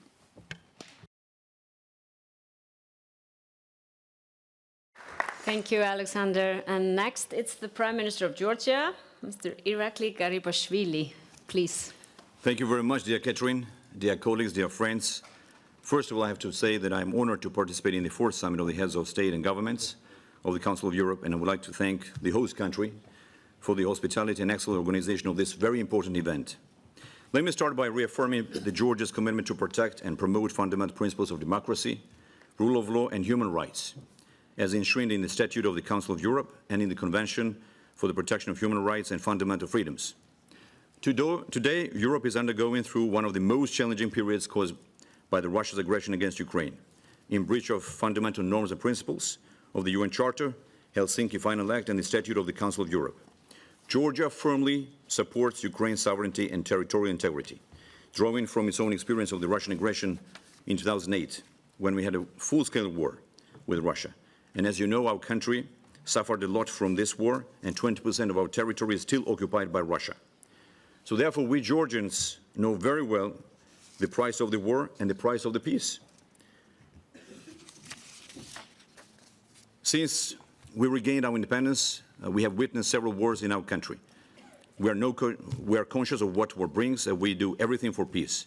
In our post-independence history, for the first time during our government's tenure in power, we have safeguarded the long-term and uninterrupted peace in Georgia.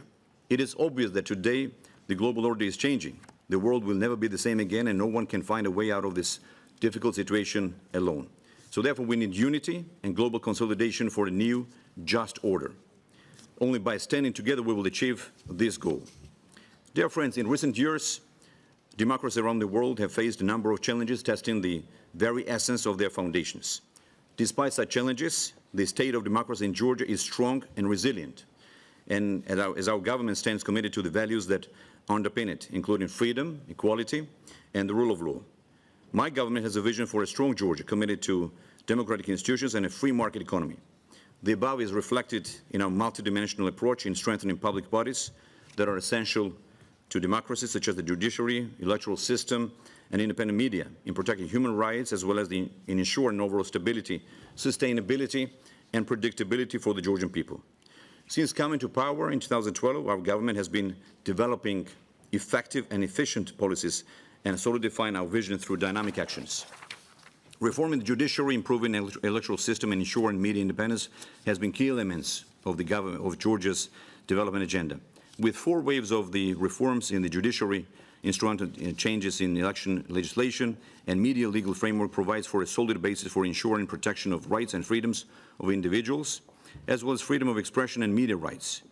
Today, this trusted environment in the above areas have been commended by renowned organizations such as Transparency International, World Justice Project, Freedom House, and etc., ranking Georgia as a leader among Eastern European and Central Asian countries. Overall, Georgia has evolved into an exemplary, I would say, democratic country in the wider region, and our efforts have been given positive appraisal internationally. Considering all the progress we have made today like never before, Georgia aspires to become a member of the European Union. As you know, on March 3rd, 2022, Georgia submitted an EU membership application as a concrete response to the long-standing choice of the Georgian people. Last year, the European Council, recognized the European perspective for Georgia, which reaffirmed that Georgia's future is in the European Union. We are determined to swiftly progress on the EU accession path, and the candidate status is our next immediate milestone. Taking this into account, we have truly worked diligently to address almost all 12 recommendations which are outlined for granting Georgia the candidate status. Our common history proves that multilateral cooperation and a rules-based international order has no alternative for the peace, prosperity, and stability in the world. Georgia remains steadfast in upholding and promoting our shared principles and values, and we look forward to continued collaboration and progress within the Council of Europe. Thank you very much. Thank you, Irakli. And again, I remind everybody to stay within the time limits. And next is the Taoiseach of Ireland, Leo Varadkar. Please, the floor is yours. Thank you, and good morning. A year ago, Ireland assumed the presidency of the Committee of Ministers at a point of crisis for our continent, recalling that the Council was established in the wake of war, arguing that now in the midst of war, leaders needed to meet again to recommit to the Council's founding values, to renew for a digital age, and to refocus energies on better supporting Kyiv and to hold the Kremlin to account. Ireland is very proud to have laid the first steps on the road to Reykjavik, but it is Iceland that ultimately brought us together. And Prime Minister Jakobsdóttir Katrín, really want to thank you and your team in particular for your hospitality and for your good organisation. 1,000 years ago, Icelanders used to meet at the Lockpark. Not sure if I pronounced that right, but I know in English it means the law rock. And indeed, law was the bedrock of your society back then, as rule of law and the European Convention on Human Rights are for our democracies in Europe today. The Convention and the Court remain the conscience of Europe, and the Council of Europe is our legal community. For Ireland, they're also a big part of our peace process and are incorporated in the Good Friday Agreement, whose 25th anniversary we celebrated last month. Ireland was among the first states to accept the Court's compulsory jurisdiction, and we've always abided by it. Through the decades, we've had our share of judgments, some of which were historic, and several at their time were contentious, but all were respected, because a ruling ignored is a right infringed. Abiding by rulings against your state may not be easy, but in the long run, it turns out to be right. So we owe it to our citizens to ensure the implementation of the Court's judgments is a legacy of this summit. Colleagues, I believe we need to resource the Council of Europe politically and ensure more ministers at Committee of Ministers. We need to resource the Council financially as well. If we want Strasbourg to deliver, including for Ukraine, we must equip it and match our rhetoric and words today with resources tomorrow. So in the home of the Althing, one of the world's oldest parliaments, let's promise once again to protect our democracies. By recommitting to our continent's conscience, by supporting Ukraine, and by doing these things, we reinforce the institutional rock on which all of our freedoms stand. Thank you.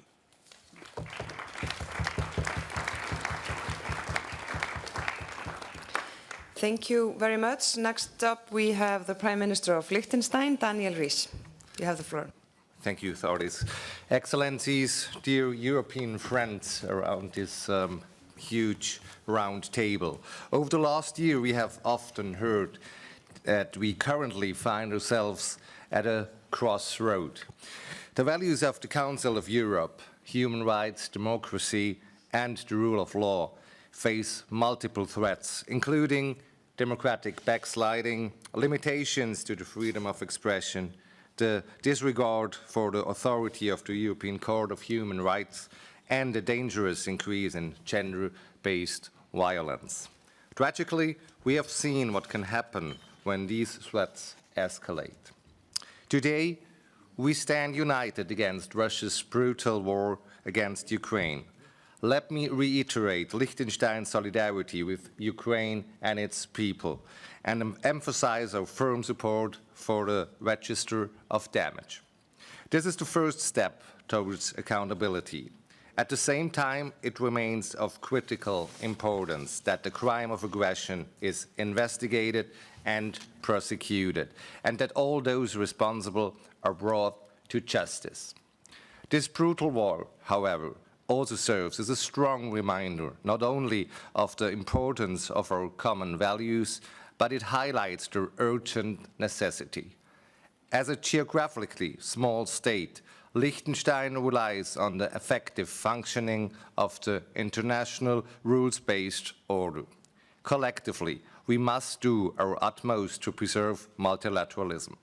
This summit here in Reykjavik offers the opportunity for us to recommit to our values and strengthen the Council of Europe. The Strasbourg Court is our strongest ally in this endeavor. As such, it acts as the principal safeguard to protect our values and to guarantee that Europe remains a continent of democratic societies guided by the rule of law. As member states, we have the obligation to ensure the full, effective and prompt execution of all judgments of the court and to respect its case law. Contrary actions undermine the authority and functioning of the convention system, and they pose a dangerous threat to our entire European rule-based order. At this crucial crossroad, let us all choose the right path. Together, let us transform our commitments into actions. Excellencies, in Liechtenstein, we are well aware of the responsibility that is awaiting us regarding the implementation of the outcome of this summit after we will take over from Latvia in November this year. Rest assured that Liechtenstein will use its upcoming presidency to show that we are united by our values towards a future for the needs of us all. Thank you very much. So next we have the Prime Minister of Portugal, Mr. Antonio Costa. You have the floor. Thank you, Madam President. I would like to thank the Icelandic presidency for the organization of this summit and for the excellent and successful chairmanship of the Committee of Ministers. Europe and therefore the Council of Europe are living challenging moments. War has returned to our continent. We witness setbacks on democracy and on the respect of the rule of law. Human rights and its universality are being increasingly questioned. Populist, extremist and racist ideologies are on the rise, spreading hate and disinformation.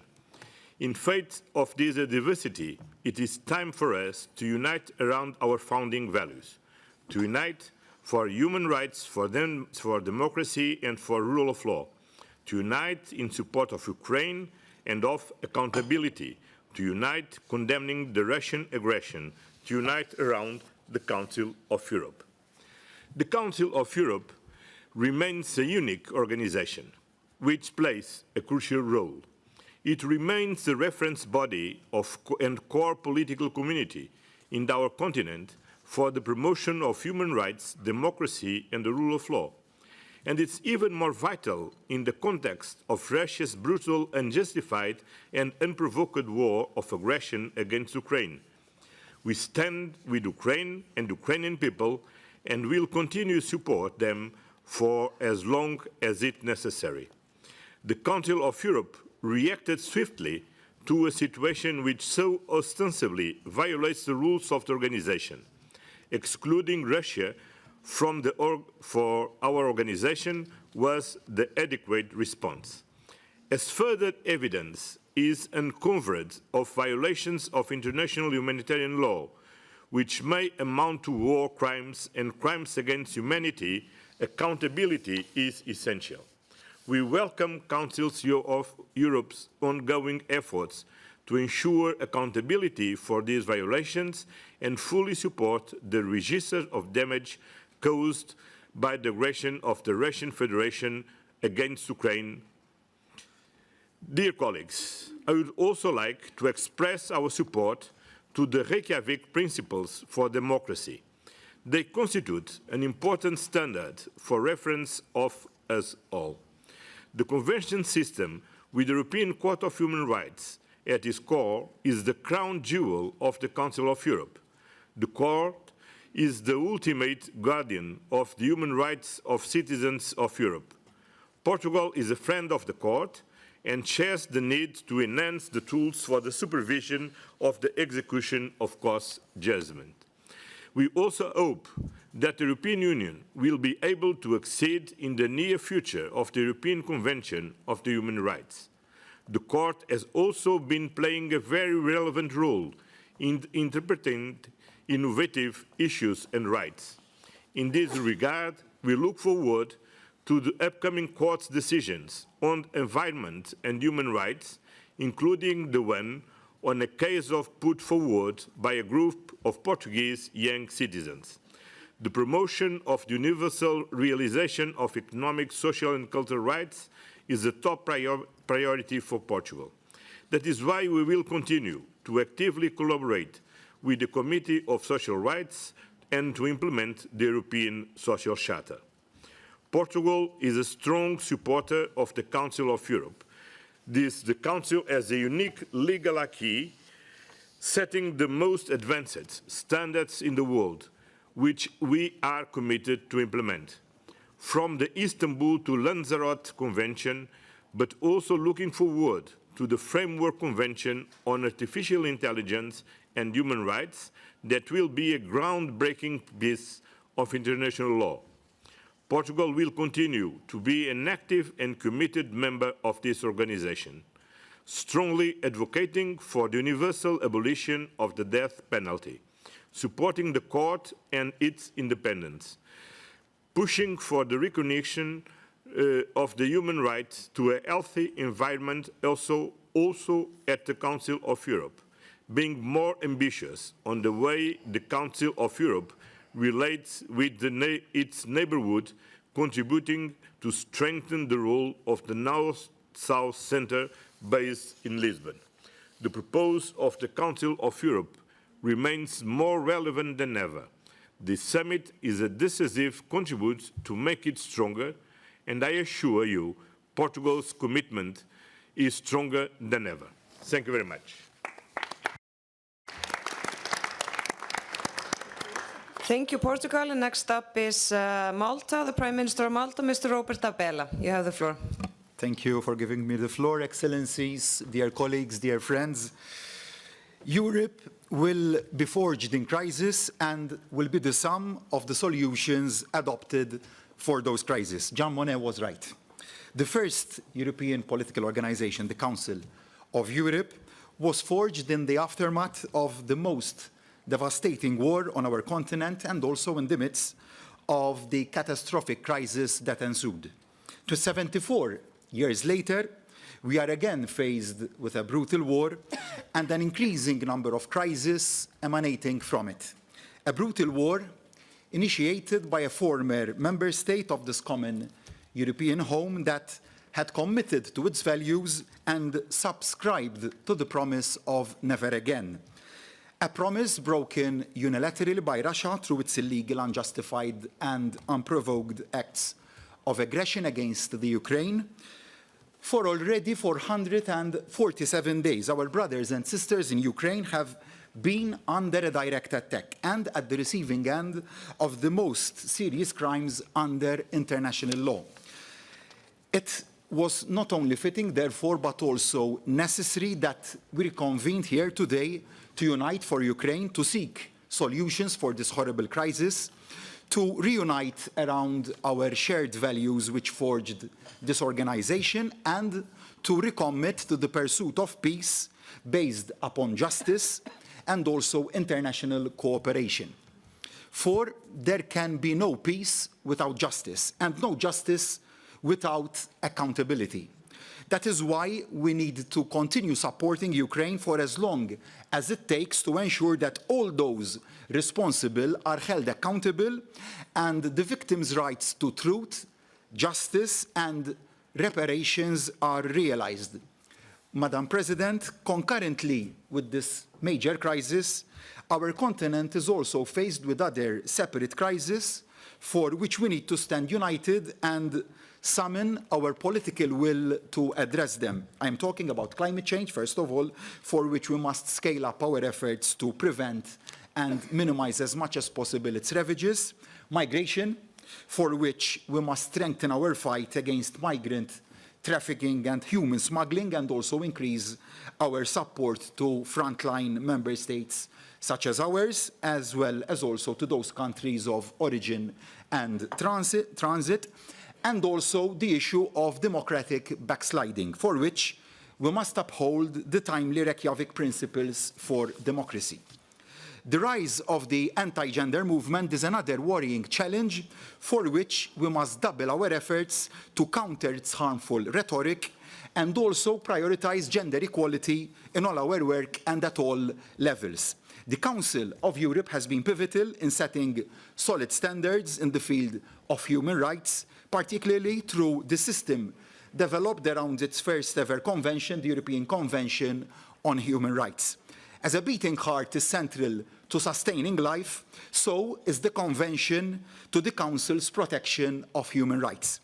We need to continuously invest in it and provide it with the tangible and collective support necessary to ensure its long-term sustainability and effectiveness. We look forward in this respect to the European Union's accession to the Convention and to welcoming those democratic European countries willing to join it. Madam President, in conclusion, human rights, democracy, and the rule of law are the core values that bring us together and that unite us. Let us make sure that we continue to respect, promote, and protect them whilst never losing sight of what's on the other side of never again. Thank you.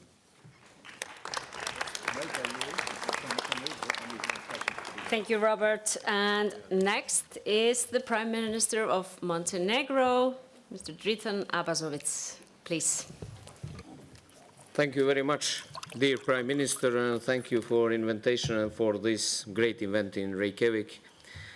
For Montenegro, this is the historical event because we are first time in this format of the Council after we get independence, and I want to underline that it's a great pleasure to be in Iceland because Iceland is the first country which recognizes independent Montenegro. Montenegro staying by Ukraine from the day one of this aggression of Russia Federation, and we will give everything to support our friends until the end, until the win of this war.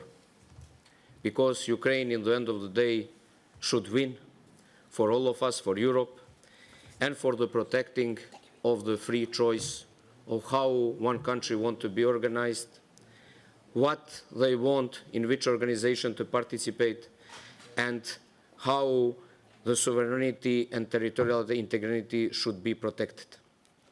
Montenegro is the country in the Western Balkans, and a few decades ago we have the very big problems with the security. We have the wars around us, fortunately not in our territory.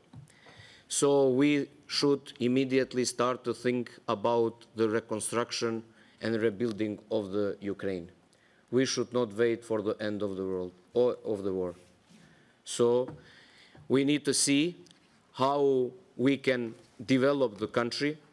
And I want to underline that it's very good that Ukraine working hard to promote another values inside of country, which is fighting against corruption, organized crime, and in that sense, make possible that the end of this war come in the better circumstances in the context of this rebuilding. So, for Montenegro, it's very acceptable to join every initiatives. Also this initiative for the register of damage, but any another initiative when we can give the small contribution for the rebuilding of Ukraine. I want to inform you that Montenegro, like a small country, today is the country which have the most Ukrainian people per capita. 5% of our population in this moment are Ukrainian people. Everybody feels very safe and very comfortable in our country. And what I also want to say, that in Montenegro, in this moment, even that we are very strong in sanction against Russia Federation, we have also citizens of Russia.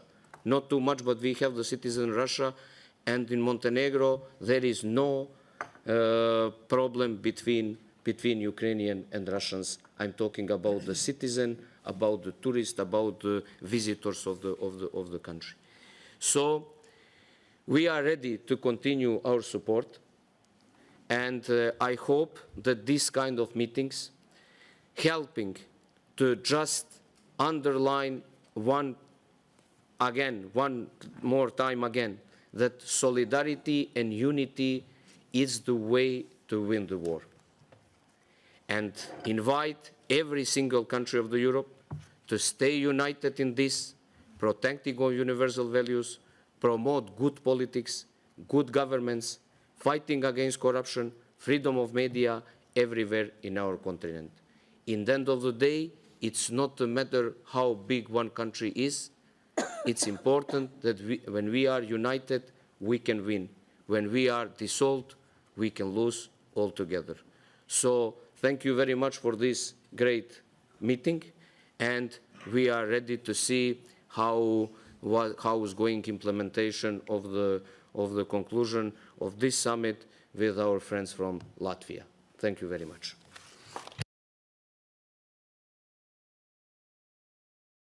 Thank you, Dritan. And next is the Prime Minister of Netherlands, Mark Rutte. Please, Mark, the floor is yours. Dear Catherine, esteemed colleagues, let's remind ourselves again that it is this month marking 75 years since the foundations of the Council of Europe were laid at the Congress of Europe in The Hague. The aim of that historic gathering was simple: to ensure peace and prosperity. And this was after a devastating war that cost millions of lives and left our continent in ruins.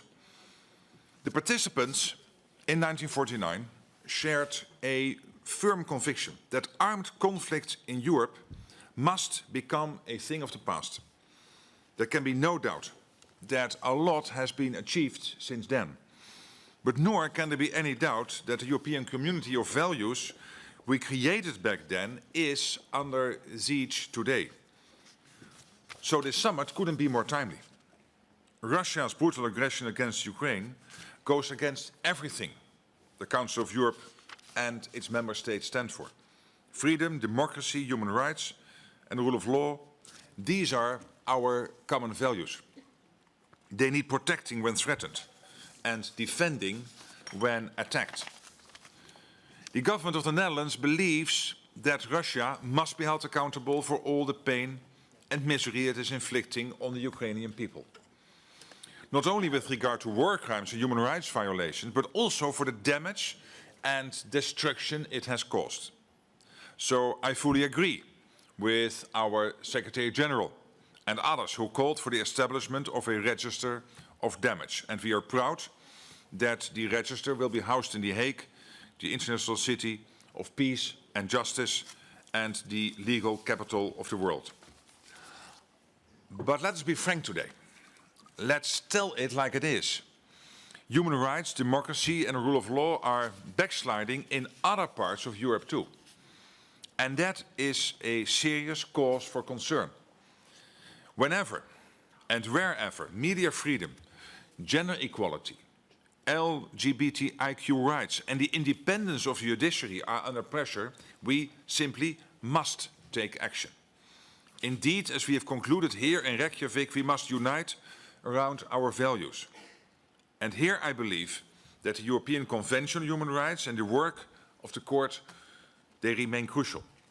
Let us acknowledge and cherish the strengths of the foundations we have built together, including the institutions that support the Council of Europe, like the Parliamentary Assembly and the Congress of Local and Regional Authorities.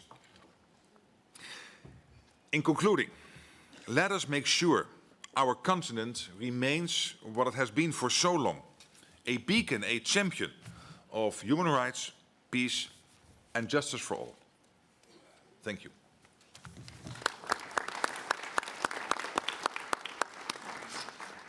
Thank you so much, Mark. And next is the Prime Minister of North Macedonia, Dimitar Kovacevski. Please.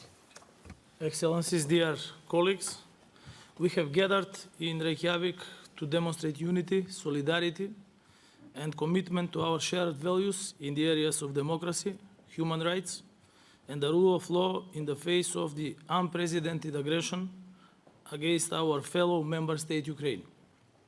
The Russian aggression against Ukraine is a blatant violation of the international law and the rule-based international order, which has shaken the existing multilateral structures. We still are convinced that multilateralism is the only way to mobilize collective response to wars, crises, emergencies, and unparalleled challenges of various nature. Ukraine only wanted to choose its future path and allies. We did the same when we demonstrated our firm solidarity and promptly expelled the Russian Federation from the Council of Europe. We stood and are still united in requesting accountability for the crimes committed. We also started thinking about what we do good in Strasbourg and where we can improve. And we do a lot of good. Starting as a peace project in 1949, the Council of Europe has developed into a beacon of hope for millions of Europeans through the European Convention of Human Rights. Its norms and standards have contributed to improving lives of our citizens. Today, more than ever, it is important that Europe remains united, and Europe will not be united, whole, free, and at a peace without the Balkans, fully integrated in the European family. North Macedonia and Albania deserve to move forward, and together, because when your neighbors move forward, you too move forward. We should not allow any room for influence from third parties, especially from Russia, and in the heart of the Balkans, which is the heart of Europe. North Macedonia fully endorses the summit declaration and all annexes. We believe that they ensure a solid agenda for addressing together with our partner organizations, in particular the European Union, the problems and concerns we share. As OSCE chair and as member of NATO, we shall continue to demonstrate our firm commitment to freedom, peace, prosperity and security in Europe, and our commitment to Ukraine in particular, as we have done so far. I would like to thank the Icelandic presidency for their efforts in making the summit a success and wish the incoming Latvian presidency the same stamina and commitment. Let me conclude by saying that the discourse widely used by Bulgaria towards North Macedonia is unfortunately very similar to the discourse of the Russian Federation towards Ukraine. It is unacceptable that false and ungrounded accusations are misused for political purposes and at this crucial juncture of the history of Europe. North Macedonia is internationally recognized as a successful model for functional multi-ethnic society and democracy. All international human rights reports confirm this fact. The accusations stated at this summit by the representative of Bulgaria are totally ungrounded and are coming from a country that disrespects judgments of the European Court of Human Rights and the Council of Europe standards in the area of human rights. Thank you.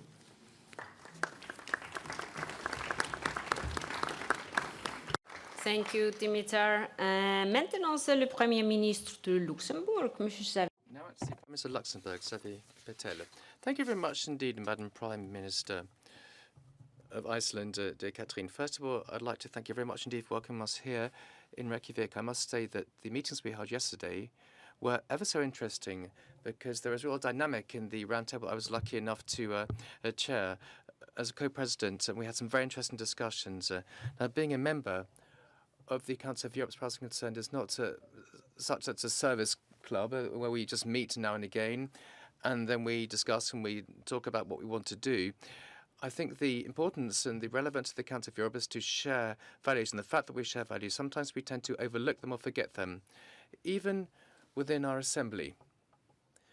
Now, we do see that in certain countries, justice is no longer able to do its work properly, the press can't do its work properly, and minorities are being sort of sidelined as such. And today, of course, is a very important day, and I can certainly say that homosexuality is not a choice, whereas homophobia seems to be one in countries, and people speaking out against it. And it's the same thing for others, of course, for religions, for opinions. So tolerance, I think, is something that should be the backbone of the Council of Europe as it is. And I'd like to remind this to you all. We don't come here to simply have a cup of coffee and to have a group photo. We're here to defend the values of the Council of Europe, and not only when we're meeting the summit in Reykjavik. That's the first thing I wanted to say. The second thing is I'm delighted that we saw our friend from Belarus. And we tend to forget, of course, Belarus. We often talk about what we see every day on the TV, and we forget about the opposition of Belarus. The Belarus opposition has, of course, been condemned in there, and we are delighted that Svetlana Tikhanovskaya could come to our summit because often once someone's along with the headlines, you tend to forget about them. And that's one risk we're running, of course. And so far as Ukraine is concerned, we have to every day remind ourselves of what's happening in Ukraine. We mustn't forget. And we mustn't sort of talk about it after the weather forecast on the news, even though it's been going on for several months. Now, this war that's going on in Ukraine is something that's against us all, against our values. What I was telling you just now is against this wish and determination to build something together. So, as far as concerned, the peace, human rights, and the rule of law are values that should unite us. And we need to have a Europe of values, not a Europe without values, because otherwise we'll simply be doing what other people want us to do. And one thing I very much regret today, I'm not always so diplomatic, but I regret that some countries are not signing up to what we want to do. Now, we've all been in situations which we need solidarity. And it's not whether you're for or against Russia, but the fact that you're signing this declaration, you're simply saying you're not standing for what should not be accepted. And we're meeting together around a table, we're saying this is not normal, that impunity should not be a ruler's shot. This is all we're asking you to do. So for those of you that are hesitating to sign, please give thought to this and think about it again, because I think in future you may want to be able to count on others. Thank you.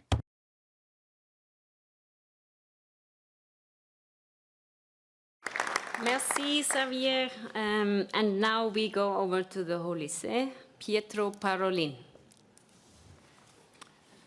Madam President, I am pleased to offer you and all here present the most cordial greetings of Pope Francis, while expressing my sincere gratitude for the invitation and the opportunity to address this summit. The declaration of this summit recalls that the Council of Europe is a peace project. Unfortunately, the war in Ukraine shows us that the passionate quest of a politics of community and the strengthening of multilateral relations seems a wistful memory from a distant past. We seem to be witnessing the sorry sunset of that choral dream of peace. Therefore, in the spirit of the founders of this organization and together with Pope Francis, we should ask ourselves, while thinking not least of war-torn Ukraine, where are creative efforts for peace? We cannot accept passively that the war of aggression in that tormented country continues. We must always keep in mind the Ukrainian people who suffer or die. This is the time to take action and establish a definitive and just peace in Ukraine and in all the other so-called grey areas of Europe. I assure you that the Holy See will continue to do its part. Thank you, Madam President.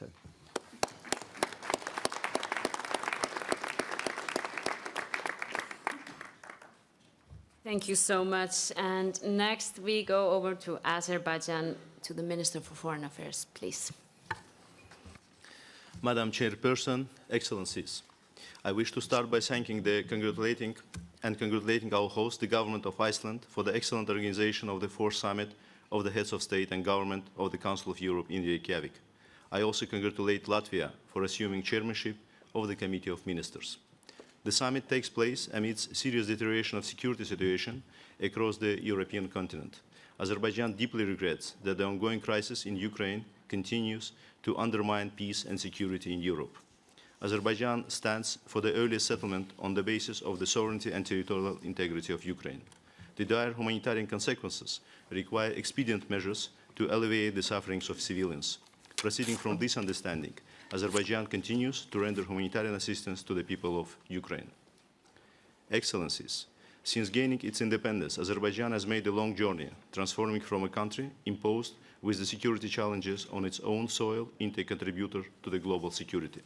Having put an end to the armed conflict with Armenia in 2020, Azerbaijan has been actively working to secure a lasting peace with Armenia, despite the long years of suffering, deprivation and devastation that the people of Azerbaijan were subjected to as a result of the 30-year-long military occupation. The end of the conflict offers an opportunity and real prospects for building peace, consolidating stability, ensuring peaceful coexistence, advancing the reconciliation agenda, and investing in economic development and cooperation.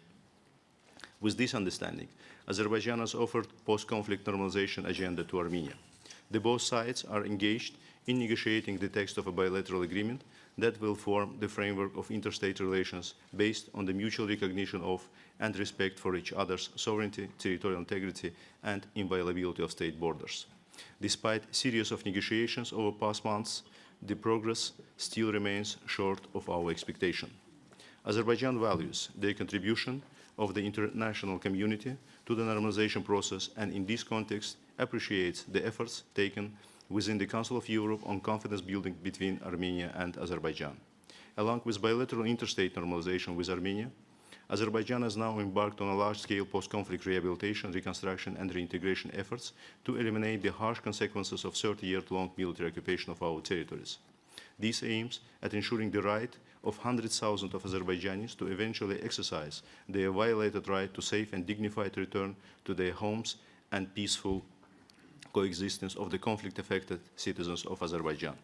The massive contamination of territories of Azerbaijan with landmines and other explosives, accompanied by the continued refusal of Armenia to share all maps of the mined areas in the major impediment and possess serious humanitarian threat, indiscriminately planted mines continue to take lives of almost on a daily basis.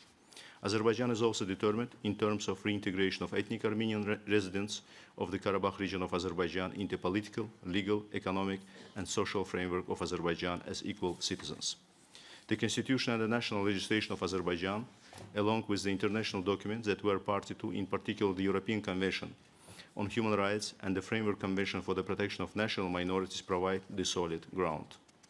As we embarked on healing the wounds of the past conflict, ensuring justice with respect to serious war crimes and crimes against humanity is of vital importance.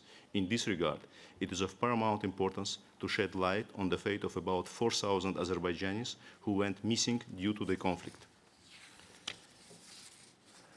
Madam Chair, Azerbaijan continues to regard the Council of Europe as an important pillar of pan-European architecture to promote security and development through upholding human rights, democracy, and the rule of law. I thank you. Thank you so much. And next is the Vice Foreign Minister for Germany, please. Exzellenzen, meine Damen und Herren. Excellencies, ladies and gentlemen, well, there's a very strong signal in this summit. We're gathered here together. We're united for a strong Europe based on human rights, democracy, and the rule of law. we stand united and resolved for the fundamental values of our peaceful coexistence and prosperity in Europe. We stand for a rule-based coexistence based on the strength of the law, and not based on the law of the strongest. Russia's barbaric war of aggression against the Ukraine, which violates international law, has shaken the European peace order to its foundations. Against the backdrop of this watershed moment, we must stand resolutely and united for the values and principles championed by the Council of Europe. What does this mean in concrete terms? This means that, first of all, we must stand strongly and firmly alongside Ukraine in its fight to defend itself in all areas. This is a priority for Germany. I therefore welcome that support for Ukraine takes a central role in our summit and in the decisions of this summit.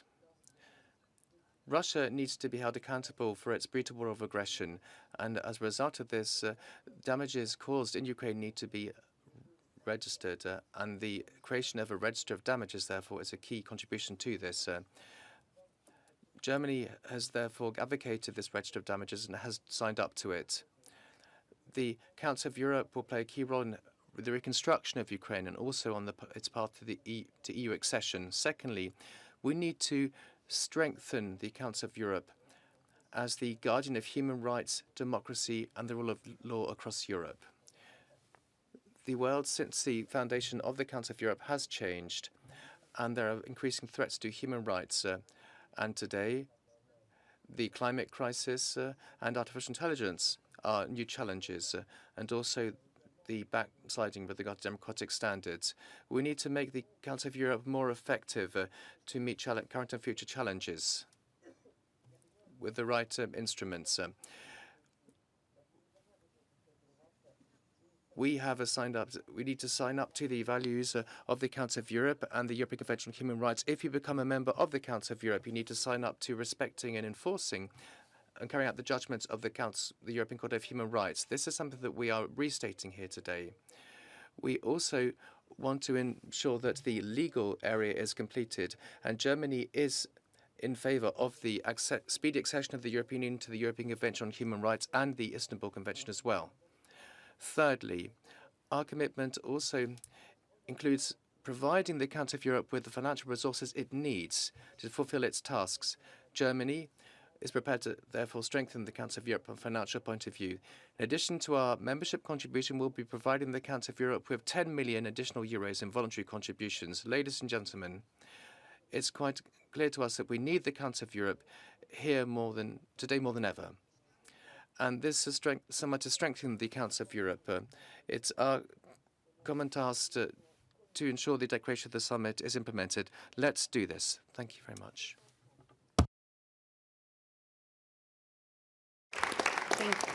Thank you so much. And now we go over to the Vice Foreign Minister of Monaco. Please. Switzerland. Of Switzerland. Okay, we are not going to Monaco, and I'm so sorry. We will get to Monaco at some place. But Vice Foreign Minister of Switzerland. Madame la Présidente. Thank you very much indeed, Madam President, Your Excellencies, ladies and gentlemen. Switzerland would like to thank Iceland for its hospitality and the way in which it has organized this summit. Right from the outset, Switzerland firmly believed that it could lend fresh impetus to the Council of Europe. We are here today to attest to our unity in the face of the flagrant violation of international law towards Ukraine. Switzerland repeats its condemnation of Russia's military aggression against Ukraine and calls on Russia to cease all of its combat operations in the country and to withdraw its troops without delay. In cooperation with the international community, Switzerland wishes to help in the reconstruction of Ukraine. It therefore intends to sign the Register of Damage once the national approval procedure has been completed. Setting up this register attests to the Council of Europe's ability to play a key role in forcing accountability as well as in rebuilding Ukraine. We are faced with a new European paradigm, and we must show that we are united around our values. The convention system has shown that we are able to build a social order in Europe which is based on law.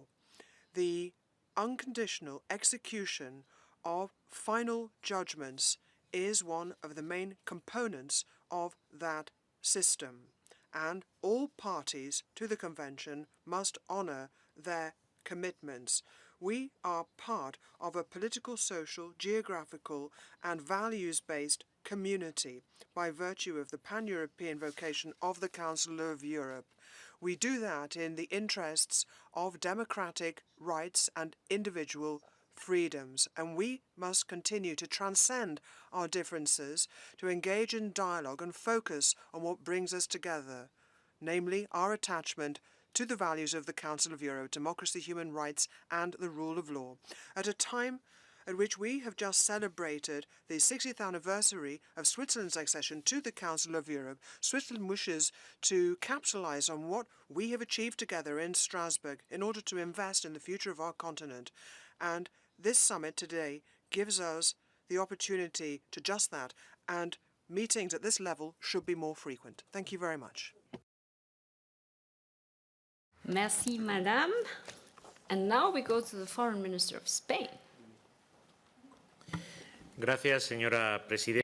Thank you very much indeed, Madam President. I shall be speaking Spanish. We are meeting today in Reykjavik at a critical juncture, one at which we offer our solidarity and support to Ukraine, a response to the war of aggression waged by Russia in flagrant violation of its territorial integrity.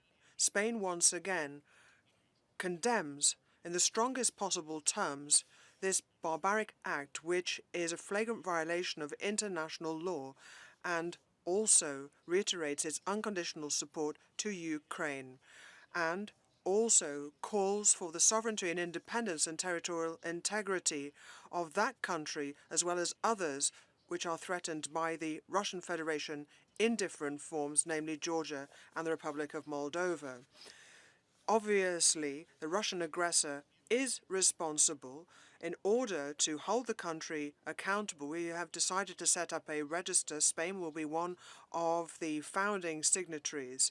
We cannot tolerate impunity. Unfortunately, the Russian aggression reminds us that 75 years on from its foundation, the work of the Council of Europe is absolutely crucial in defending the rule of law, democracy and human rights, the principles for which we must continue to strive day in and day out. We need to ensure that we also strengthen the European Convention on Human Rights, to which Spain fully subscribes. We are one of the countries which has the fewest judgments that have gone against us from the Court of Human Rights. We also have to face up to new challenges in an era of change, the climate emergency, new technologies, as well as a drive for greater gender equality, and also the fight against violence against women and support for the Istanbul Convention. The role of youth is set to become increasingly important. We should also promote social rights and make sure that our citizens also make material progress. That is why we resolutely support the decision of the European Union to accede to the European Convention on Human Rights. Spain will continue to support the Council of Europe's efforts to promote a continent and a world that are more democratic, more prosperous, and more free. And that is why we support the projection of our principles beyond our borders to other parts of the world. There are countries which share our values, including in Latin America, and the Venice Commission is doing a great deal of work there as elsewhere. So I would like to thank the Icelandic presidency very much indeed, particularly for this summit, and also wish every success to the incoming Latvian presidency. Gracias. And then I give the floor to the Foreign Minister of Sweden. Tobias, please. Excellencies, dear colleagues, ladies and gentlemen, let me begin by thanking Iceland, Catherine and Thordis, and also the Secretary General of the Council of Europe, Maria, for your impressive efforts in preparing this important summit where we stand united for Ukraine. Today, we are facing a historic challenge in Europe. Russia's full-scale invasion against Ukraine has brought war, misery, and vast human suffering.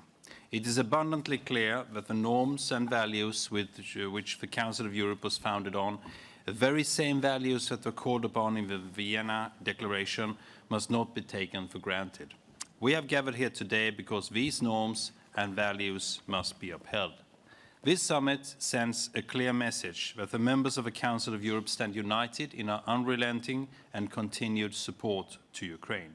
We stand united also in the unequivocal commitment to the values that this organization was founded upon: democracy, human rights, and the rule of law.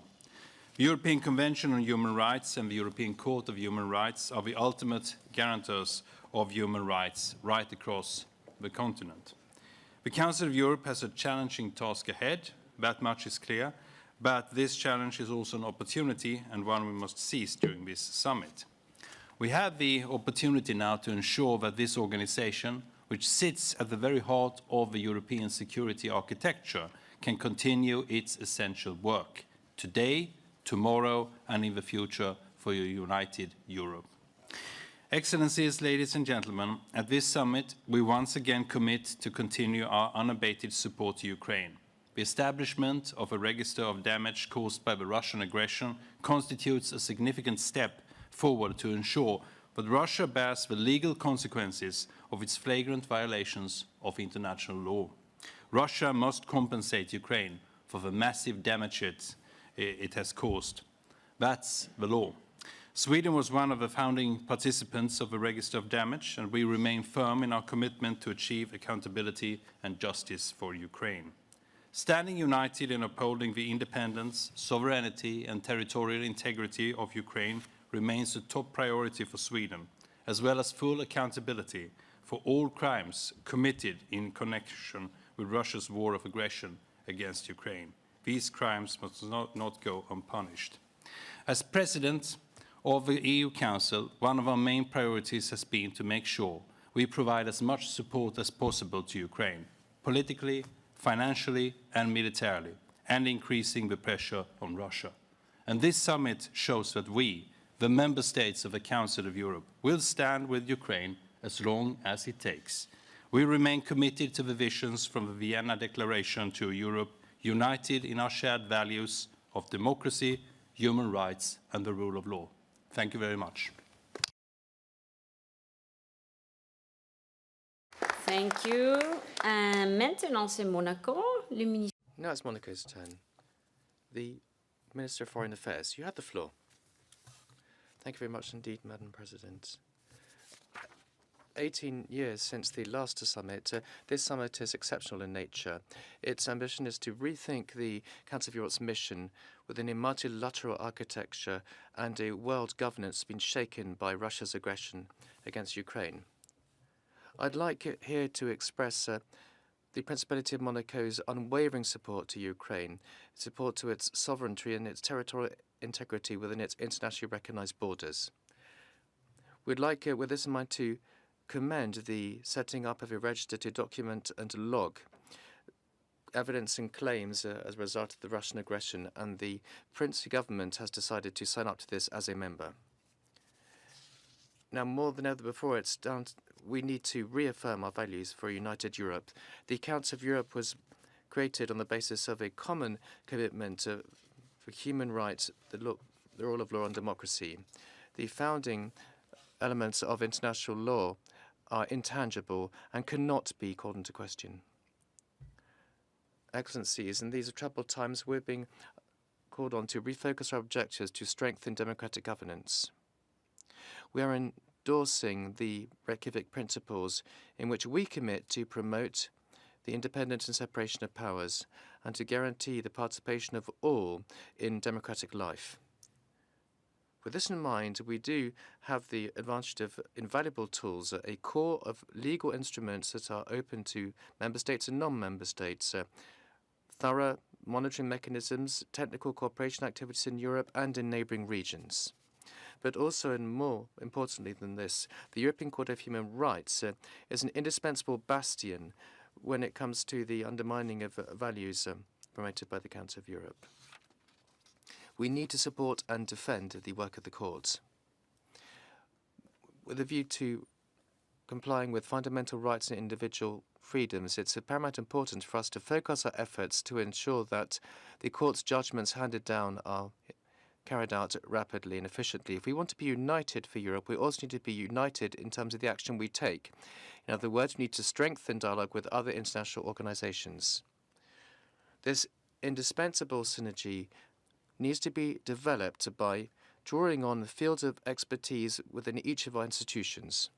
To be efficient, protecting human rights should still remain coherent, in particular when it comes to the monitoring mechanisms.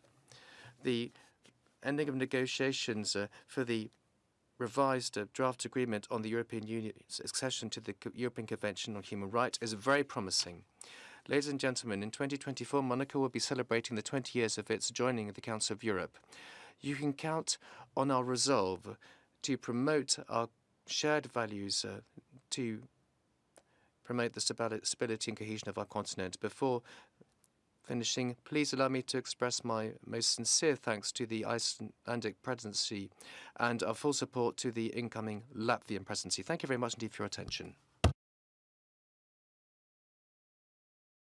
Merci, Madame. And now for the Deputy Minister of Foreign Affairs of Turkey. Thank you, Madam President, Excellencies, dear colleagues, ladies and gentlemen. Let me start by expressing our gratitude to all for standing with us in solidarity in the aftermath of the earthquake disasters. Turkish people and Turkish state will never forget that. During these tough times, we felt the profound solidarity and the helping hand of our friends from all around the world. Excellencies, the Council of Europe is our common home. We established this organization as a peace project based on the rule of law, democracy, and human rights. Today, we are trying to defend our common home in the face of war on our continent. On this occasion, we reiterate once again Turkey's full support to the sovereignty, independence, territorial integrity, and unity of Ukraine. New and evolving geostrategic developments require us to further strengthen our common values and principles and remain united. Today, we witness a moment in history. This summit constitutes a vital opportunity to show our commitment to the principles and standards that we have established together over the years. It's equally an important occasion for the revitalizing our spirit of cooperation and solidarity. We are proud of our organization and of its strong expertise. Yet, the Council of Europe is more than that. It's about strategic priorities agreed by all of us. That's also the reason why, as member states, based on our common standards and principles, we should be able to provide answers to current and future challenges we face. Xenophobia, racism, anti-Semitism, Islamophobia, nativism, hate speech, and hate crime are all symptoms of the same disease in today's world. Regrettably, in today's Europe, we still witness the burning of the Holy Quran. We should not shy away from calling these despicable acts as hate crimes, and they must be duly addressed. Pushbacks, systemic violations of rights of migrants and refugees continue to cause major concern as well. Let's remind ourselves that the European Convention on Human Rights and the Statute of the Council of Europe remain the foundation on which we establish our democratic societies. Standards and principles are there for every human being. Excellencies, we stand for a stronger Council of Europe as vital mechanism of European cooperation. We should strengthen more than ever our spirit of cooperation and integration. We should remember that our democracy, our security, and our prosperity are interdependent. Turkey remains committed to do its share for a Council of Europe which is united around our values, united to face our common challenges, united for Ukraine, and united around a vision of equality and cooperation. Let me conclude by thanking Icelandic presidency for hosting this historic summit, for amazing hospitality shown to us, and by reiterating our full support to the upcoming Latvian presidency. Thank you.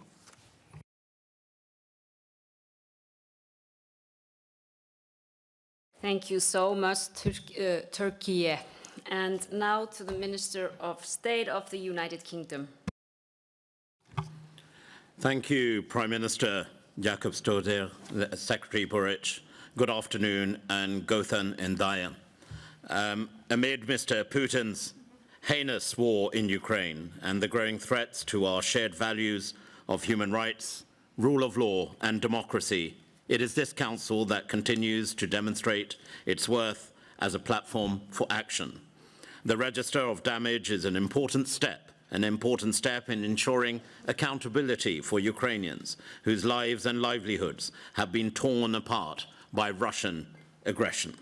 And I'm delighted that the United Kingdom is a founding participant in a register, and equally delighted that our Prime Minister, Mr. Sunak, signed this yesterday.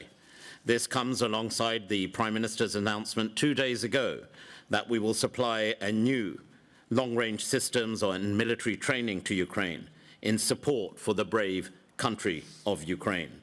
Our support for Ukraine remains steadfast. Next month, we will galvanize international investment in reconstruction, as together with Ukraine, we host the next recovery conference in London, building on the £220 million of humanitarian assistance we have already provided. At this summit, we will rightly focus on both current and future challenges, and we must acknowledge the real threats to democracy right on our doorstep in Europe.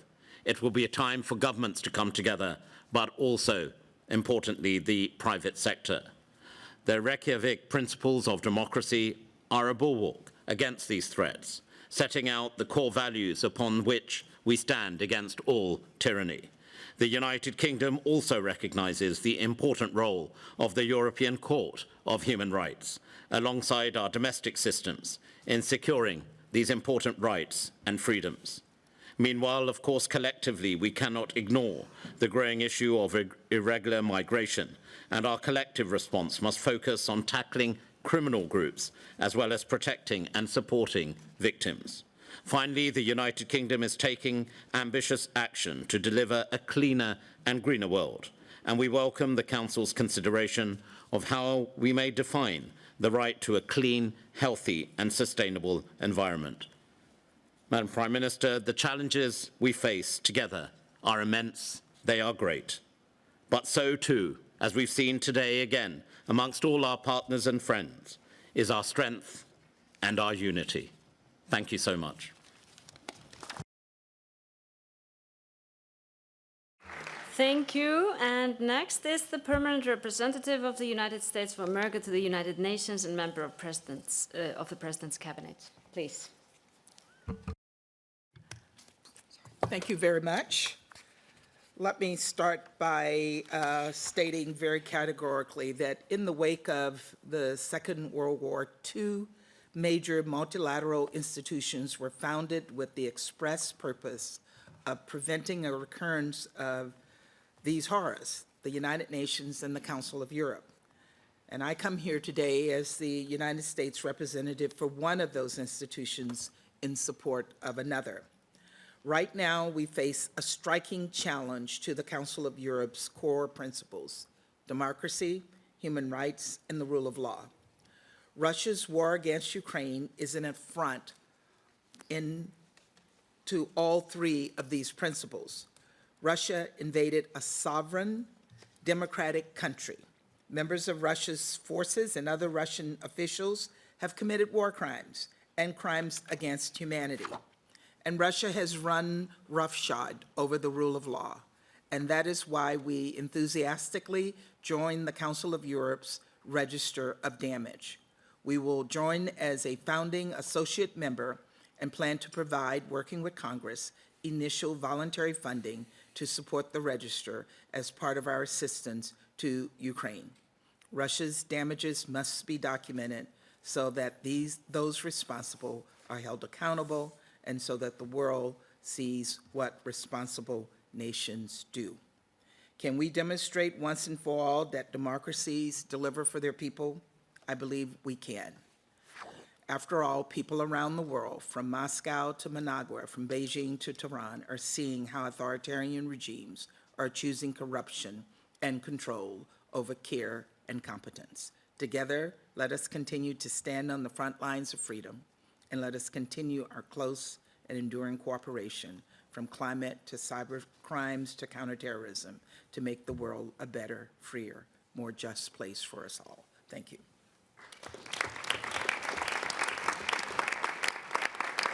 Thank you so much. And now we go to the Special Envoy of Canada to Europe. Merci, Madame. Thank you very much indeed. Canada shares so much with the Council of Europe. That includes two official languages, English and French, and I'm going to switch between the two, therefore. The Council of Europe, the guardian, or perhaps better, the conscience of democracy and rights in Europe and beyond, has faces with a number of challenges at its fourth summit in 74 years. Canada wishes to emphasize that these democratic, geostrategic and ecological challenges are linked, because you cannot make progress on democracy and rights when ecosystems are in poor shape. The scourge of war is back on European soil, and we must support Ukraine unwaveringly. We are seeing challenges to democracy and rights in Europe as elsewhere. The planet can't keep up. Ecosystems are on their knees, and climate change is only going to make things worse, and water is starting to run out, or indeed starting to go haywire. Drought and floods in Canada, in English. Democracies are experiencing a key moment where they seek to regroup to better promote their values without cutting ties with other regimes and recreating a new Cold War. During such a delicate transition, Canada, a well-established democracy, a NATO ally, an EU strategic partner, a cutting-edge economy, in fact, Canada, the most European of non-European countries, Canada reiterates its full support for the Council of Europe. Et c'est pourquoi And that is precisely why Canada is proud to become a founding associate member of the Register of Damage, which will help make sure that Russia is held liable for its criminal and illegal actions. We also support the other documents adopted at the summit, the Declaration on the Situation of Ukrainian Children. We condemn the abuses and violations by Russia, the Reykjavik Principles for Democracy, which set out the pivotal role of the Council of Europe, the document on the Council and environmental rights, and the document which emphasizes the importance of the European Convention on Human Rights. that Canada will always be better equipped to promote democracy, human rights, and sustainable development in Europe and with Europe in the world. Thank you very much. Merci du fond du cœur. Heartfelt thanks. Thank you so much. Thank you. And then we have the Undersecretary for Foreign Affairs of Mexico, please. Thank you, Madam Chairman. First, on behalf of President López Obrador, I want to thank you for the invitation to Mexico to this important summit. It is imperative that in these complex times, we continue to promote and to strengthen the values of the Council of Europe, the promotion of democracy, human rights, and the rule of law. We thank Iceland for hosting us and congratulate them on an extraordinary coordination job. We congratulate you on the organization of this summit, which has been a very successful summit. We appreciate the initiative of the Irish and Icelandic presidencies and the decision of the Committee of Ministers to hold the fourth summit in the context of the 73rd anniversary of the organization. Mexico and the Council of Europe have an important relation. On 1 December 1999, My country was accepted as a permanent observer and is the only Latin American country that has this status. I am honored to be here as a Mexican and as a Latin American. Mexico appreciates the value of the wake of the Council of Europe to leverage at the national level the protection of human rights, the rule of law, and democracy, as well as the role of the working groups to strengthen Mexican institutions. Mexico's participation in the Council of Europe has contributed to finding solutions to common problems which can only be solved through consensus and international cooperation. Mexico actively participates in legal instruments of the Council which are of the foremost importance, such as death penalty, human rights, and democracy and the rule of law. We highlight our full membership in the Venice Convention and our observer status in the European Commission against racism and intolerance, positioning Mexico as the first non-European countries to adopt and promote the No Hate Speech campaign. Our relationship has expanded in different areas and strengthened over the years. On the 7th of October 2020, the Mexico Council of Europe Strategic Partnership was formalized. Mexico is committed to inaugurate an innovative and new area in this relation with the Council of Europe. The presence of this delegation in the summit is a proof of this. We embrace the declaration of the summit, and as a strategic partner, Mexico hopes to enhance its collaboration, reaffirming its commitment to international law and building collective solutions to global challenges. In line with this, Mexico has condemned the Russian invasion of Ukraine and has underlined several times the importance of dedicating every possible effort to achieve peace through diplomacy. I trust that through inclusive dialogue, the results of the summit will contribute to the leadership of the Council of Europe in building a better future. Thank you, Madam Chairman. Thank you so much. Thank you. I'm very sorry, but I will be very strict on the time now because now the time has come that we're approaching 12 o'clock and we still have several people on our speakers list. So I need to remind all of you to be very mindful of the time limits because we have all traveled here to Iceland and I think it's only fair that everybody gets to have their say. So now to the, but thank you to Mexico and now to the Ambassador of Andorra. Merci beaucoup. Thank you very much indeed, Madam President. I'll be brief. Please allow me first of all to thank the Icelandic authorities for the very warm welcome that they've extended to us here in Reykjavik. Andorra would like to restate its firm condemnation of the Russian Federation's aggression against Ukraine. It's for this precise reason that our deepest values have been flattered that we need to reaffirm our identity and to preserve more than ever the essential values of our institution. With this in mind, that we've created a register of damages as a result of the Russian aggression. Combating impunity is, of course, of paramount importance for building peace, and it's with this in mind that we're working together to ensure that the perpetrators of such an aggression are held accountable for their actions. Andorra commends also the efforts being carried out to draw up the Council of Europe Action Plan for Ukraine called Resilience, Recovery and Reconstruction, and we hope to be able to contribute to it through a voluntary contribution.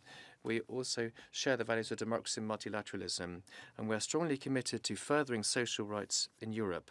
With this in mind, we've already begun the process to ratify in the near future the new articles of the revised social charter, and we believe that a high-level conference should be organised as soon as a follow-up to the Turin process. Moreover, we are convinced more than ever before of the importance of education.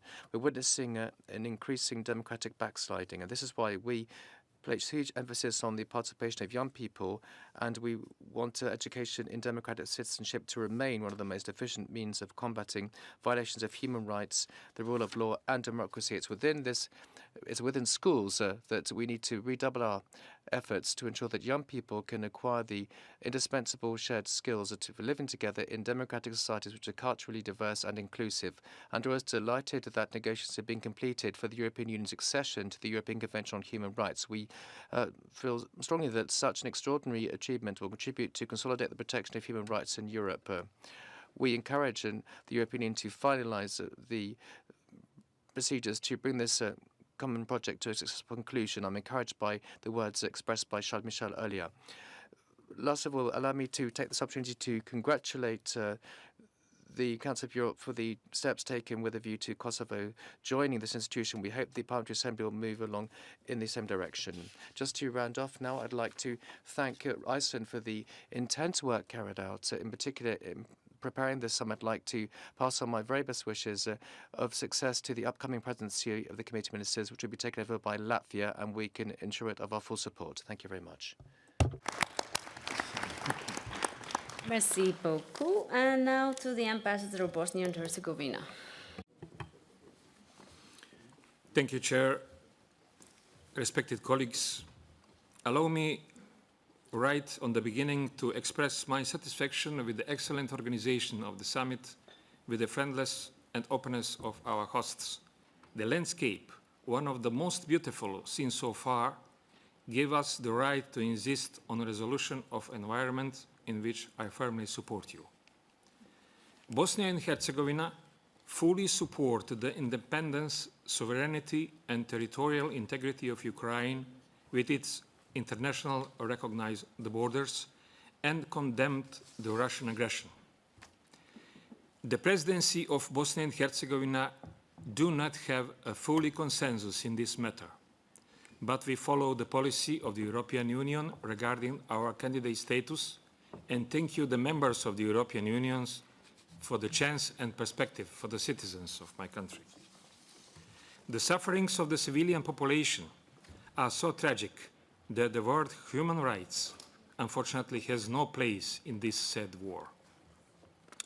We stand in solidarity with the suffering of civilians, the destructions of material goods, the devastation of culture and religious buildings, and everything tragic that every war brings.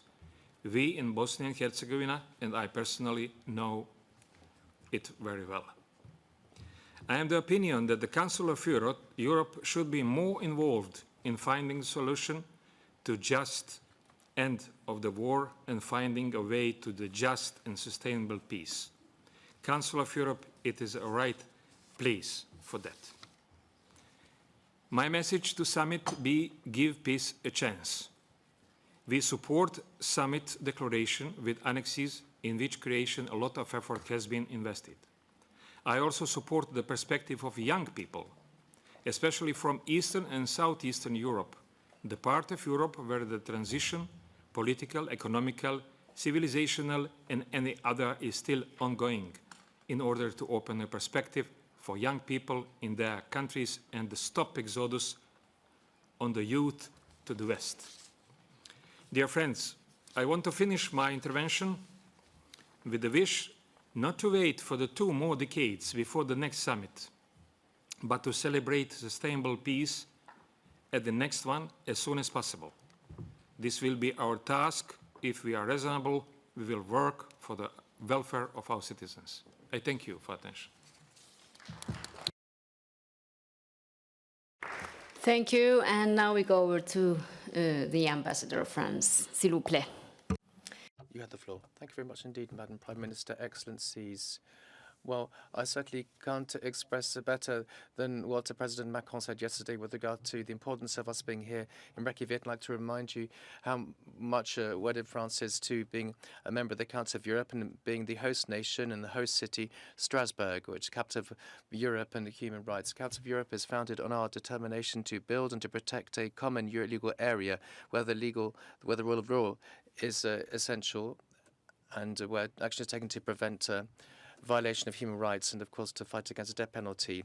What has happened recently, in which one of our member states has been subject to a war of aggression, is, of course, incredibly worrying.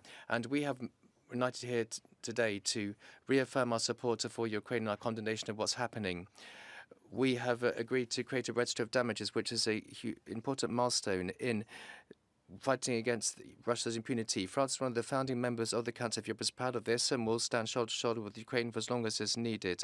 We support the Reykjavik Declaration and its annexes, and we would like to underline the importance of our recommitment to support this common house, that is the Council of Europe and its backbone, which is the European Convention on Human Rights. Our European legal community is a strong community because the European Court of Human Rights is the mainstay of it, and it's of vital importance for judgments that are handed down to be implemented. Madam Prime Minister, please accept our thanks and our congratulations for having led us to the path to Reykjavik and for this successful fourth summit of heads of state and government. Our roadmap for the coming months is a clear roadmap. It's an ambitious one as well. I'd like to pass on my heartfelt congratulations also to Latvia, which will take over the presidency of the Committee of Ministers. You can count on France's full support. Thank you very much indeed. Thank you, Madam. And now we go over to the Ambassador of Italy. Signora Primo Ministro. Madam Prime Minister,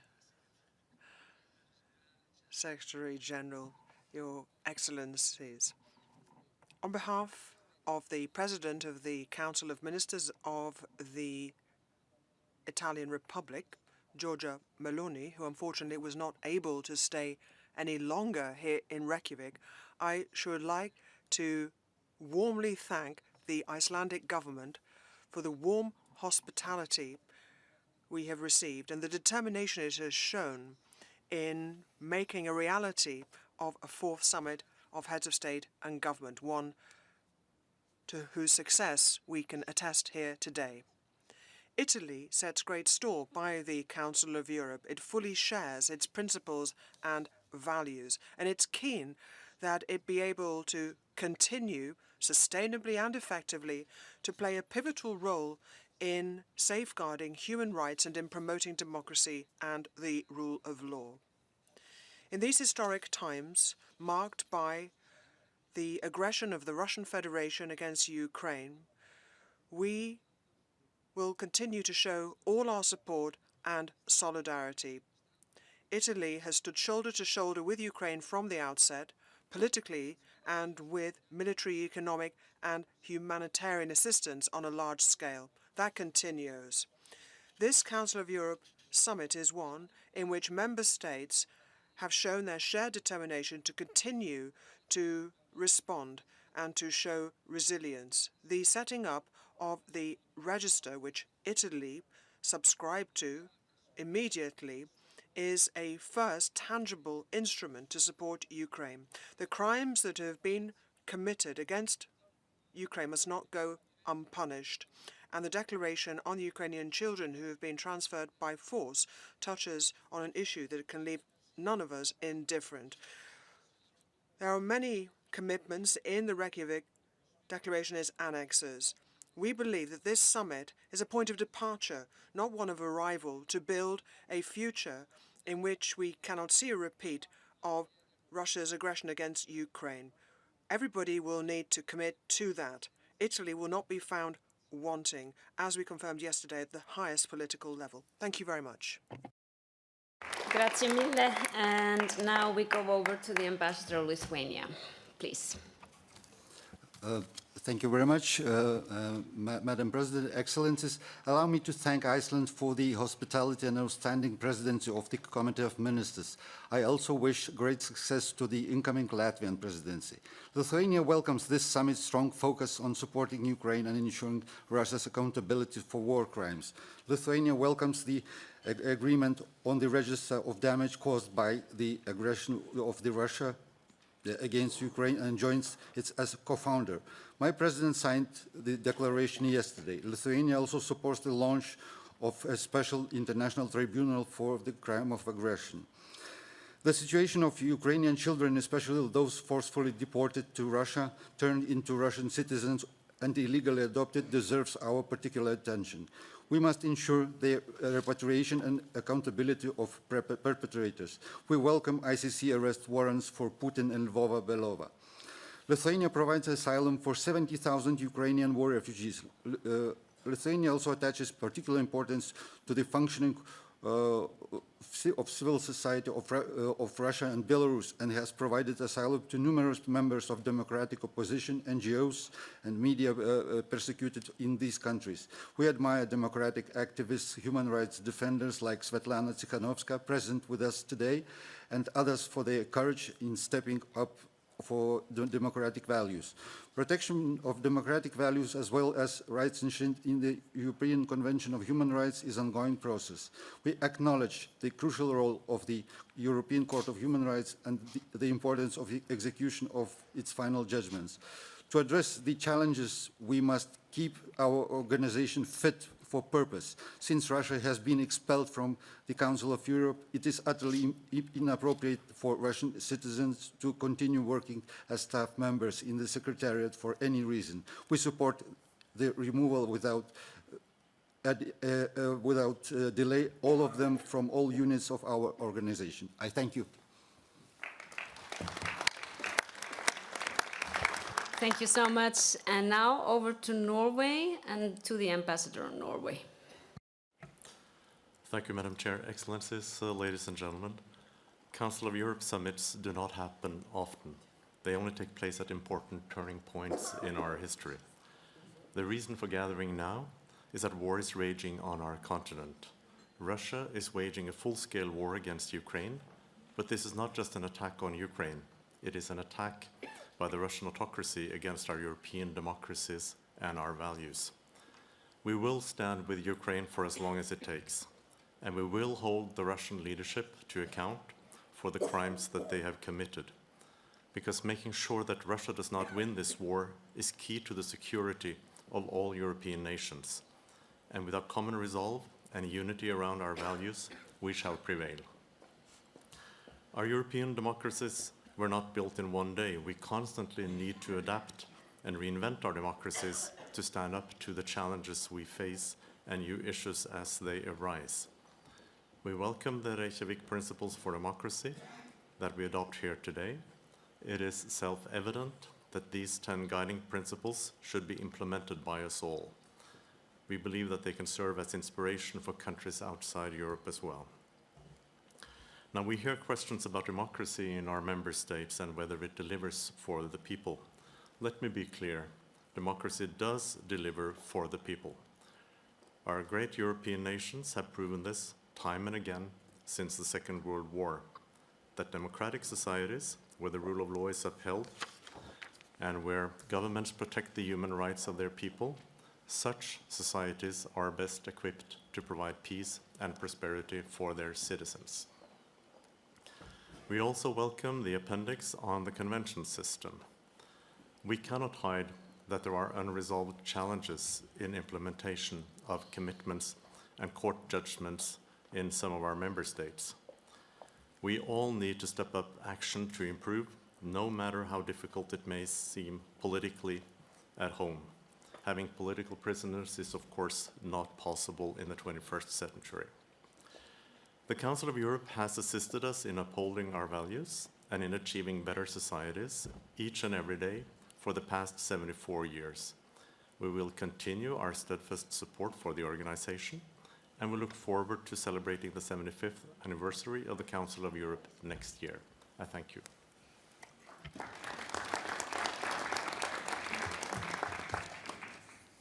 Thank you so much. And now the Ambassador of Serbia, please. Thank you, Madam Prime Minister. Your Excellencies, summits of the Council of Europe are held on an extraordinary basis when the member states decide that extraordinary circumstances require it. This one, the fourth in the history of the organization, is being held in so far the saddest requiring circumstances, the war in Europe between two, for Serbia, brotherly people. The citizens of Serbia empathize with the suffering and losses of all the victims of this brutal and unnecessary conflict and takes this opportunity to appeal to all those who have any influence on its course to use it in order to end it as soon as possible. In the year in which it marks 20 years of membership in the Council of Europe, Serbia, unfortunately, was brought into a situation to consider the further meaning and modalities of its membership. It was brought to this position by the recent decision of the Committee of Ministers at the level of deputies to start the procedure for the admission of the so-called Kosovo to membership in the Council of Europe, admission of a part of the territory of the Republic of Serbia. 13 member states did not support this decision, and 7 expressed their explicit opposition to it. In the history of the Council of Europe, such circumstances have never followed decision of this kind, which is a clear indication that it is a controversial decision. It is obvious that a number of countries, at their own risk, sacrificed unity and neglected the generally applicable fundamental principles in the organization in order to achieve their own political interests and goals. This directly harmful act towards Serbia's vital interests in the Council of Europe raises the legitimate question of what its future in the organization and what kind of damage it can still expect. The unreadiness of a critical number of members to protect the inviolability of the borders of all, and I repeat, all members of the Council of Europe, with the declaration of the heads of state at this summit led to the Republic of Serbia abstaining from its adoption. Serbia thereby distanced itself from double standards regarding respect for international law and the principle of inviolability of borders. In conclusion, I would like to confirm that the Republic of Serbia respects the territorial integrity of Ukraine, Georgia, and Moldova within their internationally recognized borders. At the same time, Serbia has an obligation to respect and defend its own territorial integrity, which is why it will not relinquish any part of its own territory.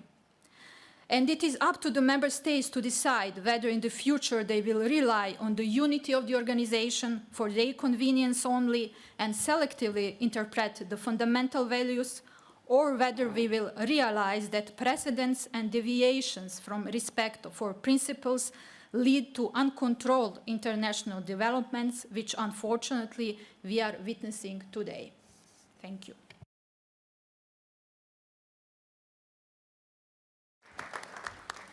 Thank you, Ambassador. And now we go over to the Ambassador of Japan. Thank you, Madam Chair, Your Excellencies. As a representative of Japan, I have the honor to deliver a message on behalf of His Excellency, Mr. Kishida Fumio, the Prime Minister of Japan, who unfortunately could not come here in person. Quote, I would like to extend my warmest congratulations on the occasion of the 4th summit of the Council of Europe. I am honored that Japan has been invited to the summit as an observer. Japan shares the fundamental values and principles of Council of Europe, such as human rights, democracy, and the rule of law.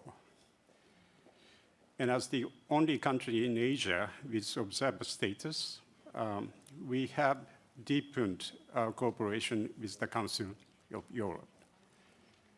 The world is facing multiple challenges, including Russia's aggression against Ukraine, an outrageous act that threatened the very foundation of the international order.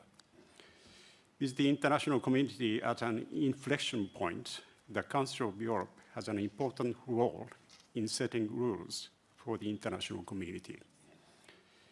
I welcome the establishment of the register of damage caused by Russia's aggression against Ukraine in preparation for the summit. Japan remains committed to actively participate in future discussions. The G7 Hiroshima summit will take place in 2 days. At the Hiroshima summit, which will be held when the free and open international community is at a historic turning point, Japan would like to demonstrate the G7's strong determination to uphold the international order based on the rule of law, firmly rejecting any unilateral attempt to change the status quo by force or the threat of to use nuclear weapons as Russia has done, let alone the actual use of such weapons. With Russia's aggression against Ukraine being protracted, in order to end the aggression as soon as possible, we would like to reaffirm that the G7 and the like-minded countries in Europe will remain united in imposing severe sanctions on Russia and strongly supporting Ukraine and demonstrating our solidarity with Ukraine. Thank you for your attention. Thank you so much, Ambassador. And now we go over to the representatives of the institutions that are here with us at this meeting. And first is the chairperson in office of the OSCE, which is also the Minister for Foreign Affairs of North Macedonia. So please. Thank you, Madam Chair. I am honored to address this historic Council of Europe summit today here in Reykjavik as the OSCE chairman in office. The summit deliberations and documents adopted will undoubtedly have wider impact on the state of the affairs we are confronted with. Madam Chair, the Council of Europe was born out of the horrors of the Second World War. The OSCE is a child of the Cold War. We both have mandates where respect for human rights and fundamental freedoms, democracy and the rule of law are at the core. Last year, Russia chose to trample on the core founding principles of the OSCE, the Helsinki Decalogue. It was Russia's choice to launch its unprovoked, full-scale war of aggression that has inflicted devastating damage on Ukraine. It has visited untold harm and suffering on millions of Ukrainians on a scale not seen since the World War II. Russia's war against Ukraine has undermined the European security architecture. It continues to challenge the entire value and rules-based international system. The consequences and costs of this war of choice are deplorable and unbearable for the whole of Europe, the OSCE region and beyond. However, our choice is to safeguard our shared democratic values and commitments that we were building over the decades through this indispensable net of principles and achievements of the multilateral system, precisely created to defend our future of what the humanity experienced in the past. Madam Chair, alleviating human suffering is the reason for our strong focus on the people. People directly affected by war and conflict fear for their lives and livelihoods. People further afield are impacted by insecurity and uncertainty. That was the reason that we chose the motto, "It's about people." It is the driving force for our year as the OSCE's chair.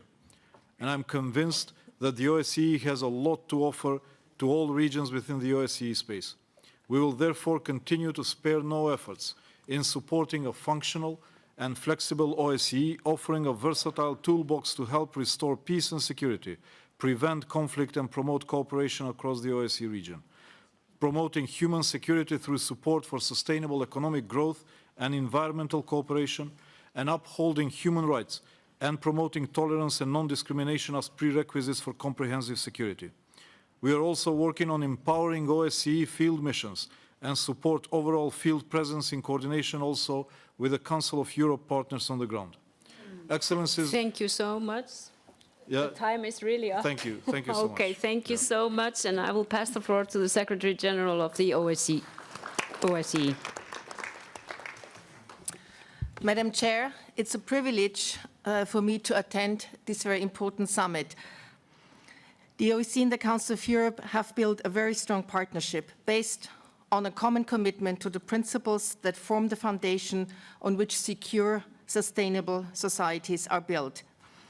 As war has returned to Europe on a scale we would not have imagined, and I would just join our chairperson in office who has just underlined it. We see the continued devastation wreaked on Ukraine with terrible consequences for countless women and men, boys and girls in Ukraine, but also beyond. But we also see that working together to support peace and security, human rights, and the rule of law is all the more important. The OSCE and the Council of Europe are working together to make a real difference in the lives of people across our regions. We work together on reconciliation, including through cross-community trust building. In pooling our expertise on standards, we promote tolerance and non-discrimination across our regions. Trafficking in human beings is an age-old scourge that continues to affect millions of victims each year. The risks have been exacerbated as millions have had to flee their homes in the context of the war against Ukraine. By coordinating regular exchanges between the OSCE and the Council of Europe networks of experts, we help raise awareness, improve understanding of the crime, and build greater capacities to combat it. These are just a few examples of the fruits of our cooperation. The needs are great, but so is our potential to meet them together. This summit is an important signal that the Council of Europe and all it stands for remains a priority for all of its member states. And I look forward to our continued cooperation, in particular with the Secretary General of the Council of Europe. Thank you so much. Thank you so much. And now we pass the floor to the UN Assistant Secretary General for Human Rights, please. Thank you, Prime Minister Jakobsdottir. Excellencies, to safeguard the human rights of more than 650 million people in 46 countries, the mandate of the Council of Europe is far-reaching, and it has been transformational. But today, there is both light and shadow over Europe. Our world is experiencing a resurge of war and conflict accompanied by inequalities, deprivation, and injustice. Like our Universal Declaration of Human Rights, the European Convention on Human Rights details the lessons of Europe's history. They map the steps that walk societies away from disaster. We need to unite around these values and rebuild that foundation. In this 75th year of the adoption of the Universal Declaration of Human Rights, we must strengthen justice and equality, bringing legal protections fully to life in people's day-to-day reality. We need to rebuild trust with accountable governance and a free civic space so that everyone can participate. We need to respond thoughtfully to new challenges, including digital and environmental threats. I welcome your discussions of possible new legal frameworks on the right to a clean, healthy, and sustainable environment and on artificial intelligence grounded in human rights. I ask you to work with our year-long Human Rights 75 initiative that is underway and to make concrete pledges for transformational change. The SDG Summit this September and the Summit of the Future in 2024 can help put our world back on track to a joint, just, inclusive, and sustainable future. The Council of Europe can be proud of its achievements across a range of rights, and we look forward to deepening our partnership with you. Thank you. Thank you so much. And now the President of the Congress of Local and Regional Authorities of Council of Europe. Thank you, dear President, Excellencies, ladies and gentlemen. 30 years ago, the first summit in Vienna decided to endow the Council of Europe with a second political assembly, the Congress of Local and Regional Authorities. Today, all local and regional authorities of the continent are represented by the Congress in the Council of Europe. They contribute to the anchoring of the fundamental values of the organization at the level closest to the citizens. Through them, the intergovernmental work carried out by the Council of Europe is firmly rooted in the life of local and regional communities. As shown daily or in crisis situations, local and regional representatives are on the front line responding to the needs of citizens. In Ukraine, they have acted as a second civil army in the resistance against the full-scale aggression by the Russian Federation. Today, we welcome the establishment of a register. The Congress will be proud and committed to helping make the register work. Local and regional authorities play a major role in building democratic stability in our communities. And they also play a crucial role in Agenda 2030 for Sustainable Development, as 2/3 of the SDG targets can only be implemented at the local or regional level. We call on you, the heads of state and government, to seize the opportunity of this summit to express a strong and renewed commitment to grassroots democracy. With your support, we are ready to better respond to democratic challenges by strengthening the Congress monitoring of the situation of local and regional democracy, expanding the observation of local and regional elections, and enhancing the protection of human rights in our communities.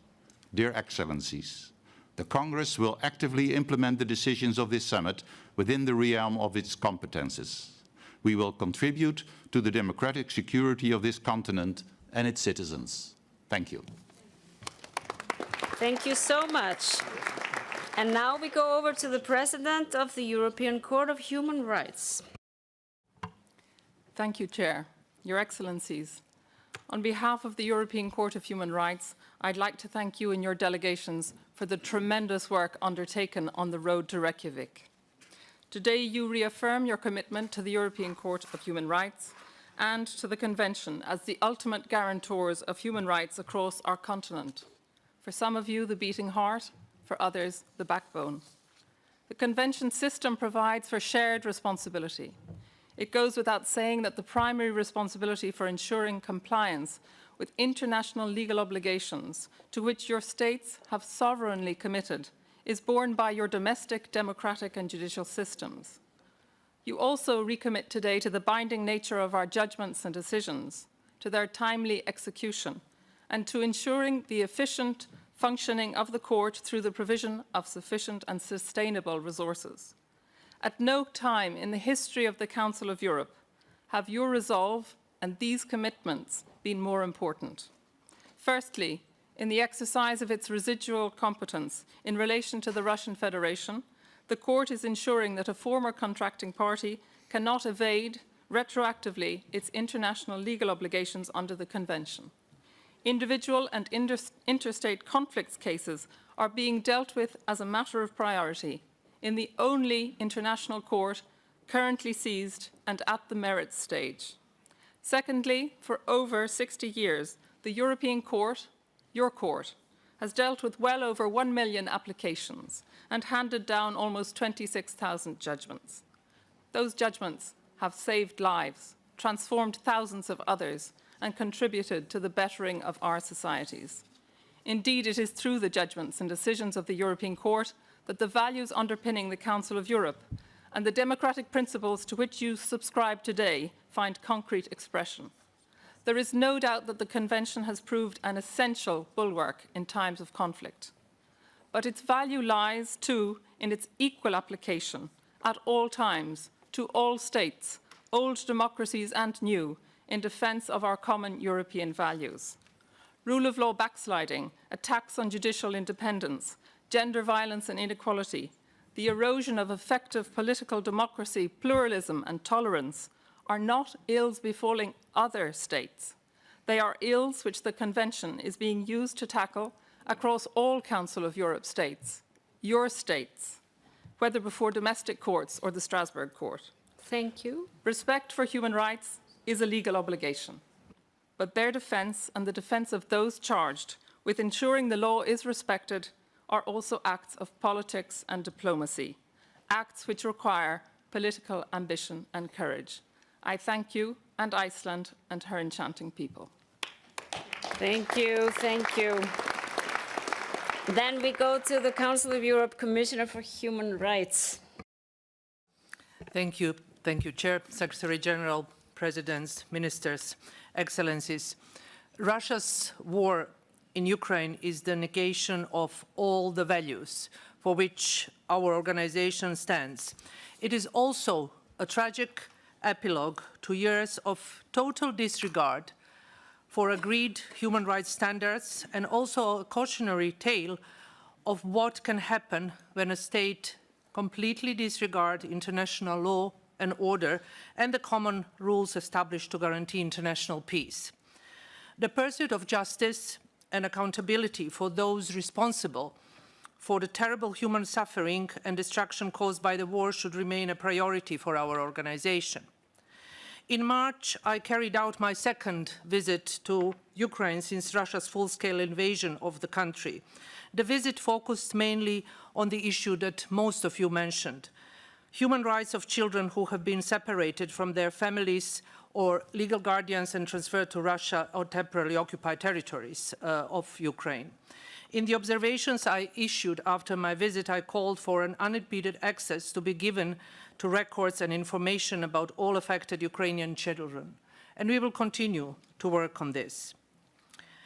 The emphasis on supporting Ukraine is both right and necessary. It is also crucial that it does not translate, including inadvertently, into a loss of focus on ensuring respect for human rights in all our member states. Focus must be maintained on addressing human rights backsliding and the erosion of democratic and the rule of law principles. The centrality of the convention system to this endeavor cannot be overstated. The execution of judgments of the European Court of Human Rights needs to be more systematic. There are many areas where this should be done, countering attempts at weakening judicial independence and impartiality, ensuring the safety of journalists, facilitating the peaceful expression of opinion, including during public protests, addressing the human rights dimension of environmental degradation, and crucially ensuring a human rights compliant response to migration movements. In this connection, the generous response rightly given to Ukrainian people fleeing the war should hopefully make this task feel more just than daunting. Some authorities have proposed and adopted the laws that violate established human rights standards and the basic principles of human dignity. This is a dangerous path, and removing cornerstones from the edifice of the international human rights law runs the risk of others falling until the whole edifice collapses. We need to conclude. The role of the Council of Europe is as crucial to the future of Europe as it was when it was founded more than 17 years ago. Member States must remain committed to its founding principles and values, and putting them into practice is not only your legal obligation, it is also the only way to pursue the goals of these organizations. Thank you so much. We go to the Governor of the Council of Europe Development Bank, right? Madam Prime Minister, Excellencies. Okay, now it's okay. Shall I? Please. Yes, please. Proceed. Thank you. Thank you, Madam Prime Minister. Excellencies, I'm honored to participate in this historical summit, reaffirming the values of human dignities and freedom at this critical juncture. The Council of Europe Development Bank, the CEB, is the Social Development Bank for Europe. Established 67 years ago, today its social mission is more relevant than ever. Refugees crises, climate emergencies, the COVID pandemic, and lately the brutal Russian aggression against Ukraine are among the many challenges that the CEB has been able to help tackling with rapidly and effectively by financing projects with a high social impact. As we prepare to welcome Ukraine as our 43rd member state, I would like to call on other members of the Council of Europe who have not joined yet the CEB to do so, thereby heeding exhortations of the Parliamentary Assembly. Why join? Because the CEB finances projects that boost social cohesion and serve vulnerable people, promoting the values of the Council of Europe across all its activities. In Ukraine, for example, the CEB will deploy its resources to invest in social sectors, including health and housing, in line with the Council of Europe Action Plan. Looking ahead, the CEB will remain faithful to its mission, proud to support its member states to address pressing social needs, leaving no one behind for a brighter, more prosperous future for all. Thank you for your attention. Thank you so much. Now I got a little bit mixed up on the speakers list. Next is the President of the Conference of International Non-Governmental Organizations of the Council of Europe. Now it's your turn. Sorry. Thank you. Let me start with reminding us all on a lesson we all are taught by Ukraine every day today, that a strong civil society is the best protection for a democratic country. It is its vibrant civil society which is the backbone of Ukraine's resistance against Russian aggression. And this lesson learned, we should all value a strong, vibrant civil society in all member states of the Council of Europe. And through the Conference of INGOs, we enable the Council of Europe to reach out to this civil society in all member states. Therefore, CINGO should be seen as a necessary partner to enable the Council of Europe to achieve its aims, including much-needed better visibility and engagement with people. It represents participatory democracy, it brings grassroots experiences, and it can ensure that the Council of Europe's work is focused on civil society priorities. Therefore, I expect that member states will commit to strengthening the role of the Conference of INGOs in the Council of Europe, invest more in its development and work. We have linked up with many players in civil society across Europe to strengthen the role of the Council of Europe in response to the urgent challenges we face: the Russian aggression, the onslaught of anti-democratic and anti-liberal ideologies on our value-based societies, the aftermath of the pandemic crisis, the environment crisis and the threats of climate change, the need to move away from fossil energy sources, to combat inflation, rising inequality and social injustice and unrest. We are ready to do our part with even more energy and commitment. And in the same spirit, we expect renewed and active commitment to the values and mission of the Council of Europe from all member states and more commensurate funding that will enable pressing work to be done across our continent. The Council of Europe is the preeminent body created to build a democratic and human rights-based peaceful society in Europe after the catastrophic Second World War. It is the institution which helped the transformation process after the collapse of the Soviet Empire. And today it is the value-based pan-European institution that carries the flame of hope in a world where once again democracy, human rights and the rule of law are challenged. Thank you. Thank you so much. Last on the speakers list, President of the European Commission for Democracy Through Law.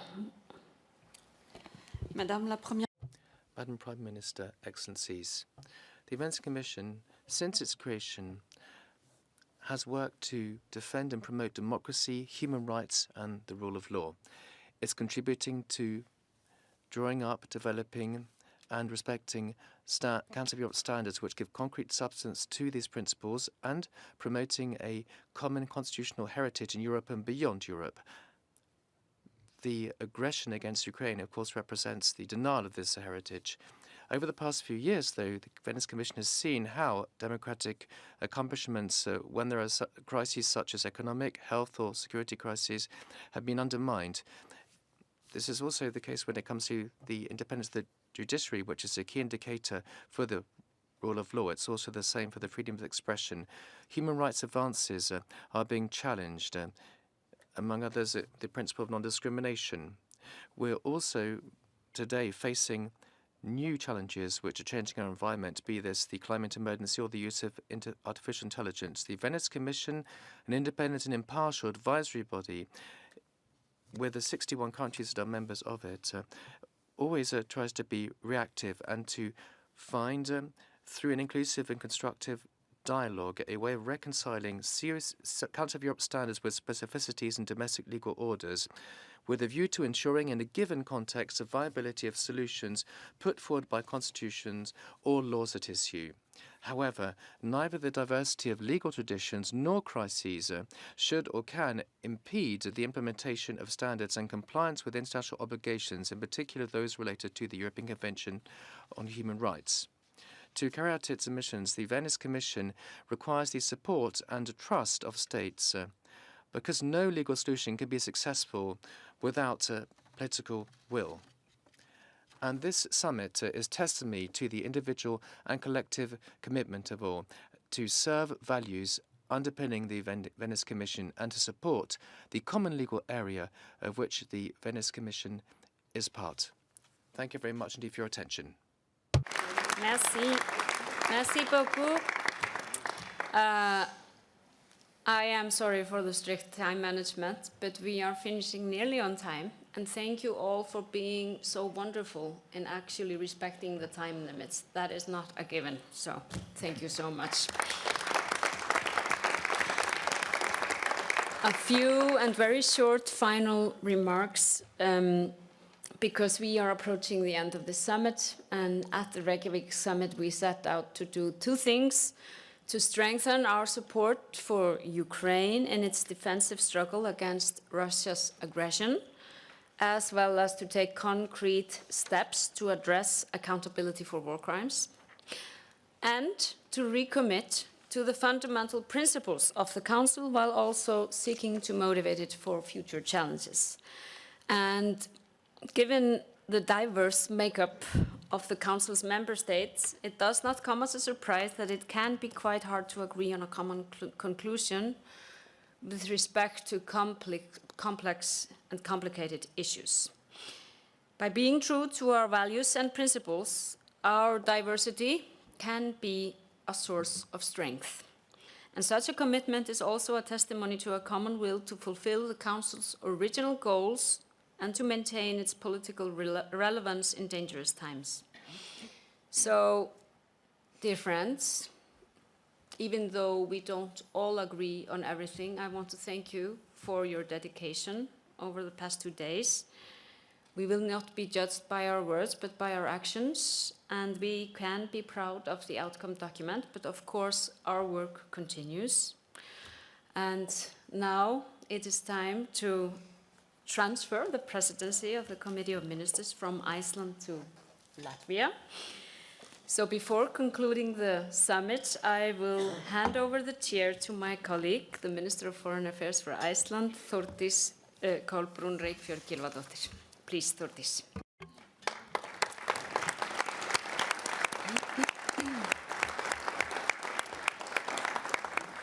Thank you, Chair. Madam Secretary General, Excellencies, ladies and gentlemen, dear friends, Europe is united around Ukraine. This has been true from the moment Russia launched its brutal full-scale invasion last year. Today, we reaffirm that this remains true. It can be argued that the war in Ukraine is a horrific manifestation of a widespread and long-lasting conflict about the kind of world we do want to live in. Malignant forces all over the world try to impose their will by offering cheap solutions and emotional appeals. We know that a society where people are free to think and free to speak is not easy to manage. But defending free societies is worth the effort 1,000,000 times over. Today, we reaffirm our commitment to a society of individual freedoms. We recommit to our belief that a liberal democracy based on respect for the rights of the individual is the form of society that has created the greatest human welfare and economic prosperity in human history. The challenges we face all have a common solution. The solution lies in our humanity and in human creativity. By committing to the Reykjavik principles for democracy, we are showing that we are united around our values. Dear colleagues, since we assumed the presidency, we have taken our role seriously. We are proud to have been able to contribute to this organization and to the cause of democracy, human rights, and the rule of law by offering Reykjavik as a venue for this 4th summit of the leaders of the Council of Europe.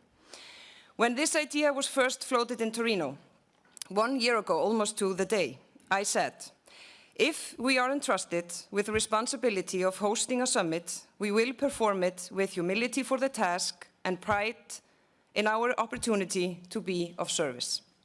I believe that the timing is right and that Reykjavik can serve as a meaningful venue to reaffirm our commitment to the values that we must cherish and defend. The high-level participation of the member states truly demonstrates our common commitment to this organization and its role in safeguarding our common values.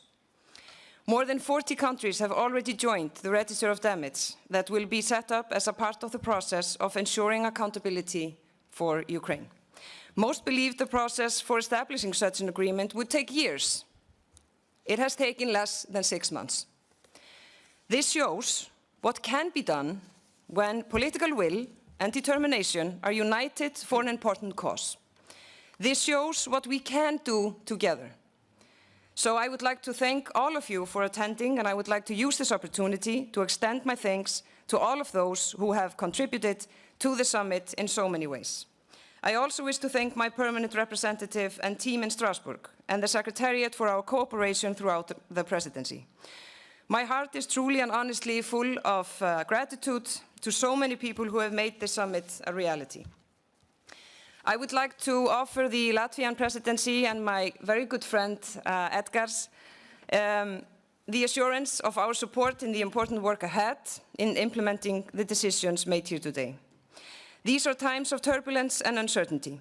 As my Prime Minister said in her statement this morning, we have been here before and we know this story has many possible endings. These are serious times, and serious times demand serious discussions. We, the people in this room, can affect the outcome. We can make a difference to how the story ends. It will require courage, it will require wisdom, it will require humility, and it will require leadership. We need to advocate for our values and maintain support for them within our societies. Europe must remain united around Ukraine, and we must remain united around our values. Thank you.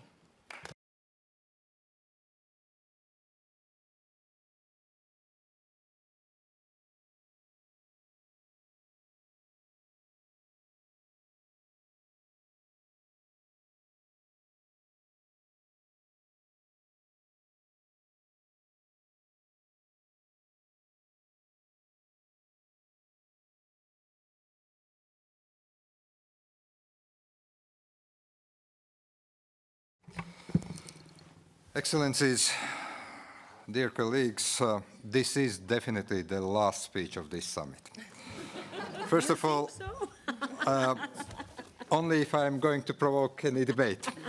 But first of all, let me thank the Icelandic presidency for hosting this summit. Iceland has shown efficient leadership of the Committee of Ministers of the Council of Europe, as well as the efficient organization of this summit. I'm honored to address you today as Latvia assumes presidency of the Committee of Ministers for the next 6 months. It will be our second time chairing the work of this organization since Latvia became a member in 1995. Latvia undertakes this task with a great sense of responsibility at a critical time. The Council of Europe was founded to protect democracy, human rights, and the rule of law. For almost 75 years, it has greatly contributed to the rules-based order in Europe. The international rules-based order has been fundamentally challenged by the Russian Federation's aggression against Ukraine. Democracy and human rights are the bedrock of freedom and peace in Europe. They must never be taken for granted. I welcome the Member States' strong commitment to protect standards and values of this organization. Latvian presidency's work will be guided by the decisions taken today at this first summit of the Council of Europe. As the presidency, we will work closely with other member states in order to strengthen the Council of Europe. We will open to a dialogue on all issues of the agenda. Excellencies, Latvian presidency will advance the implementation of decisions in support of Ukraine. Today, we have reconfirmed unwavering support to sovereignty, independence, and territorial integrity of Ukraine. The Council of Europe must continue support to Ukraine and its people as long as necessary. We condemn in the strongest terms Russia's war of aggression against Ukraine. Such a behavior can never be normalized. Russia must comply with its international obligations and withdraw its forces from Ukraine, as well as from Georgia and Moldova. We must ensure comprehensive accountability. It means responsibility of Russia as a state for violations of international law. And it means individual liability for the most serious crimes of international concern. As presidency, we intend to keep these issues high on the agenda. Russia must pay for the damages caused by the war against Ukraine.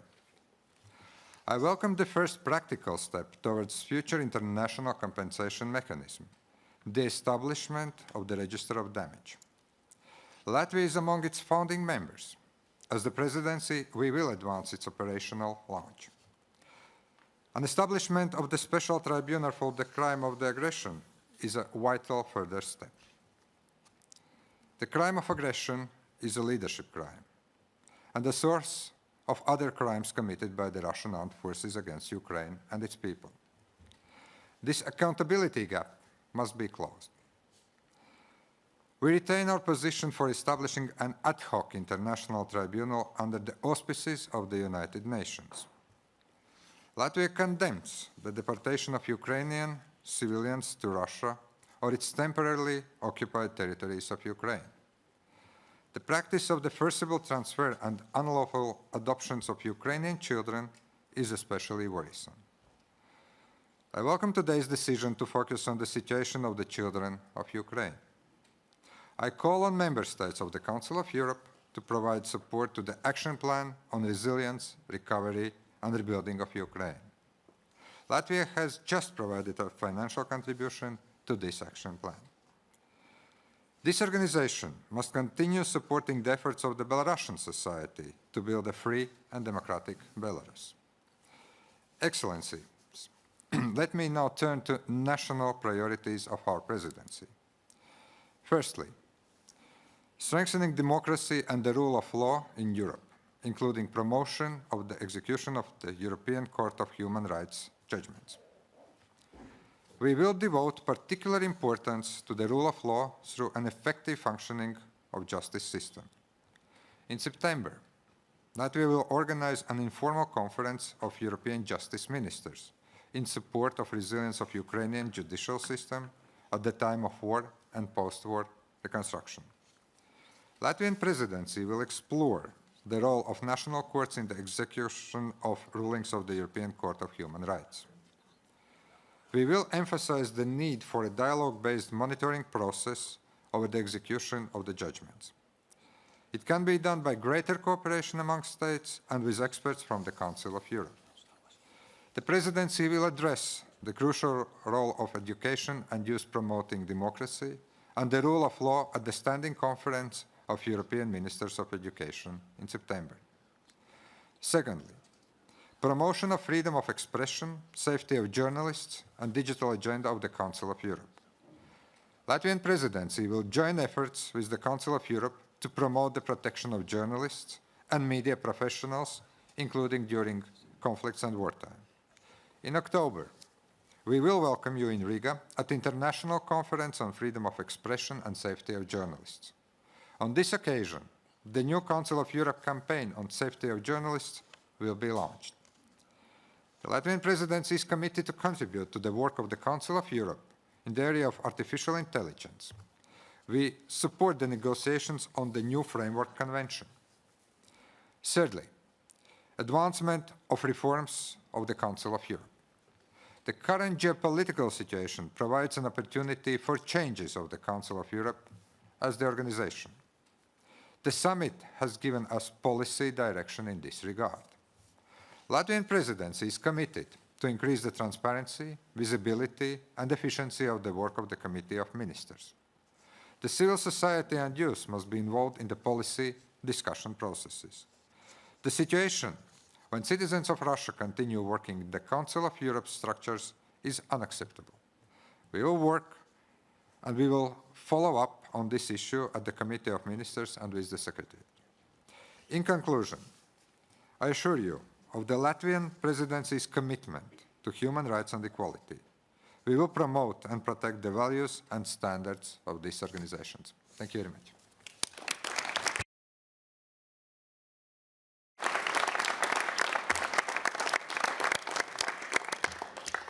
Thank you all. Two things. The Secretary General will host an official lunch, which will take place in after 5 minutes. I think that's a good news for all of us. And number two, dear friends, I declare the 4th summit of the heads of states and governments of the Council of Europe, the Reykjavik summit, formally concluded. Thank you.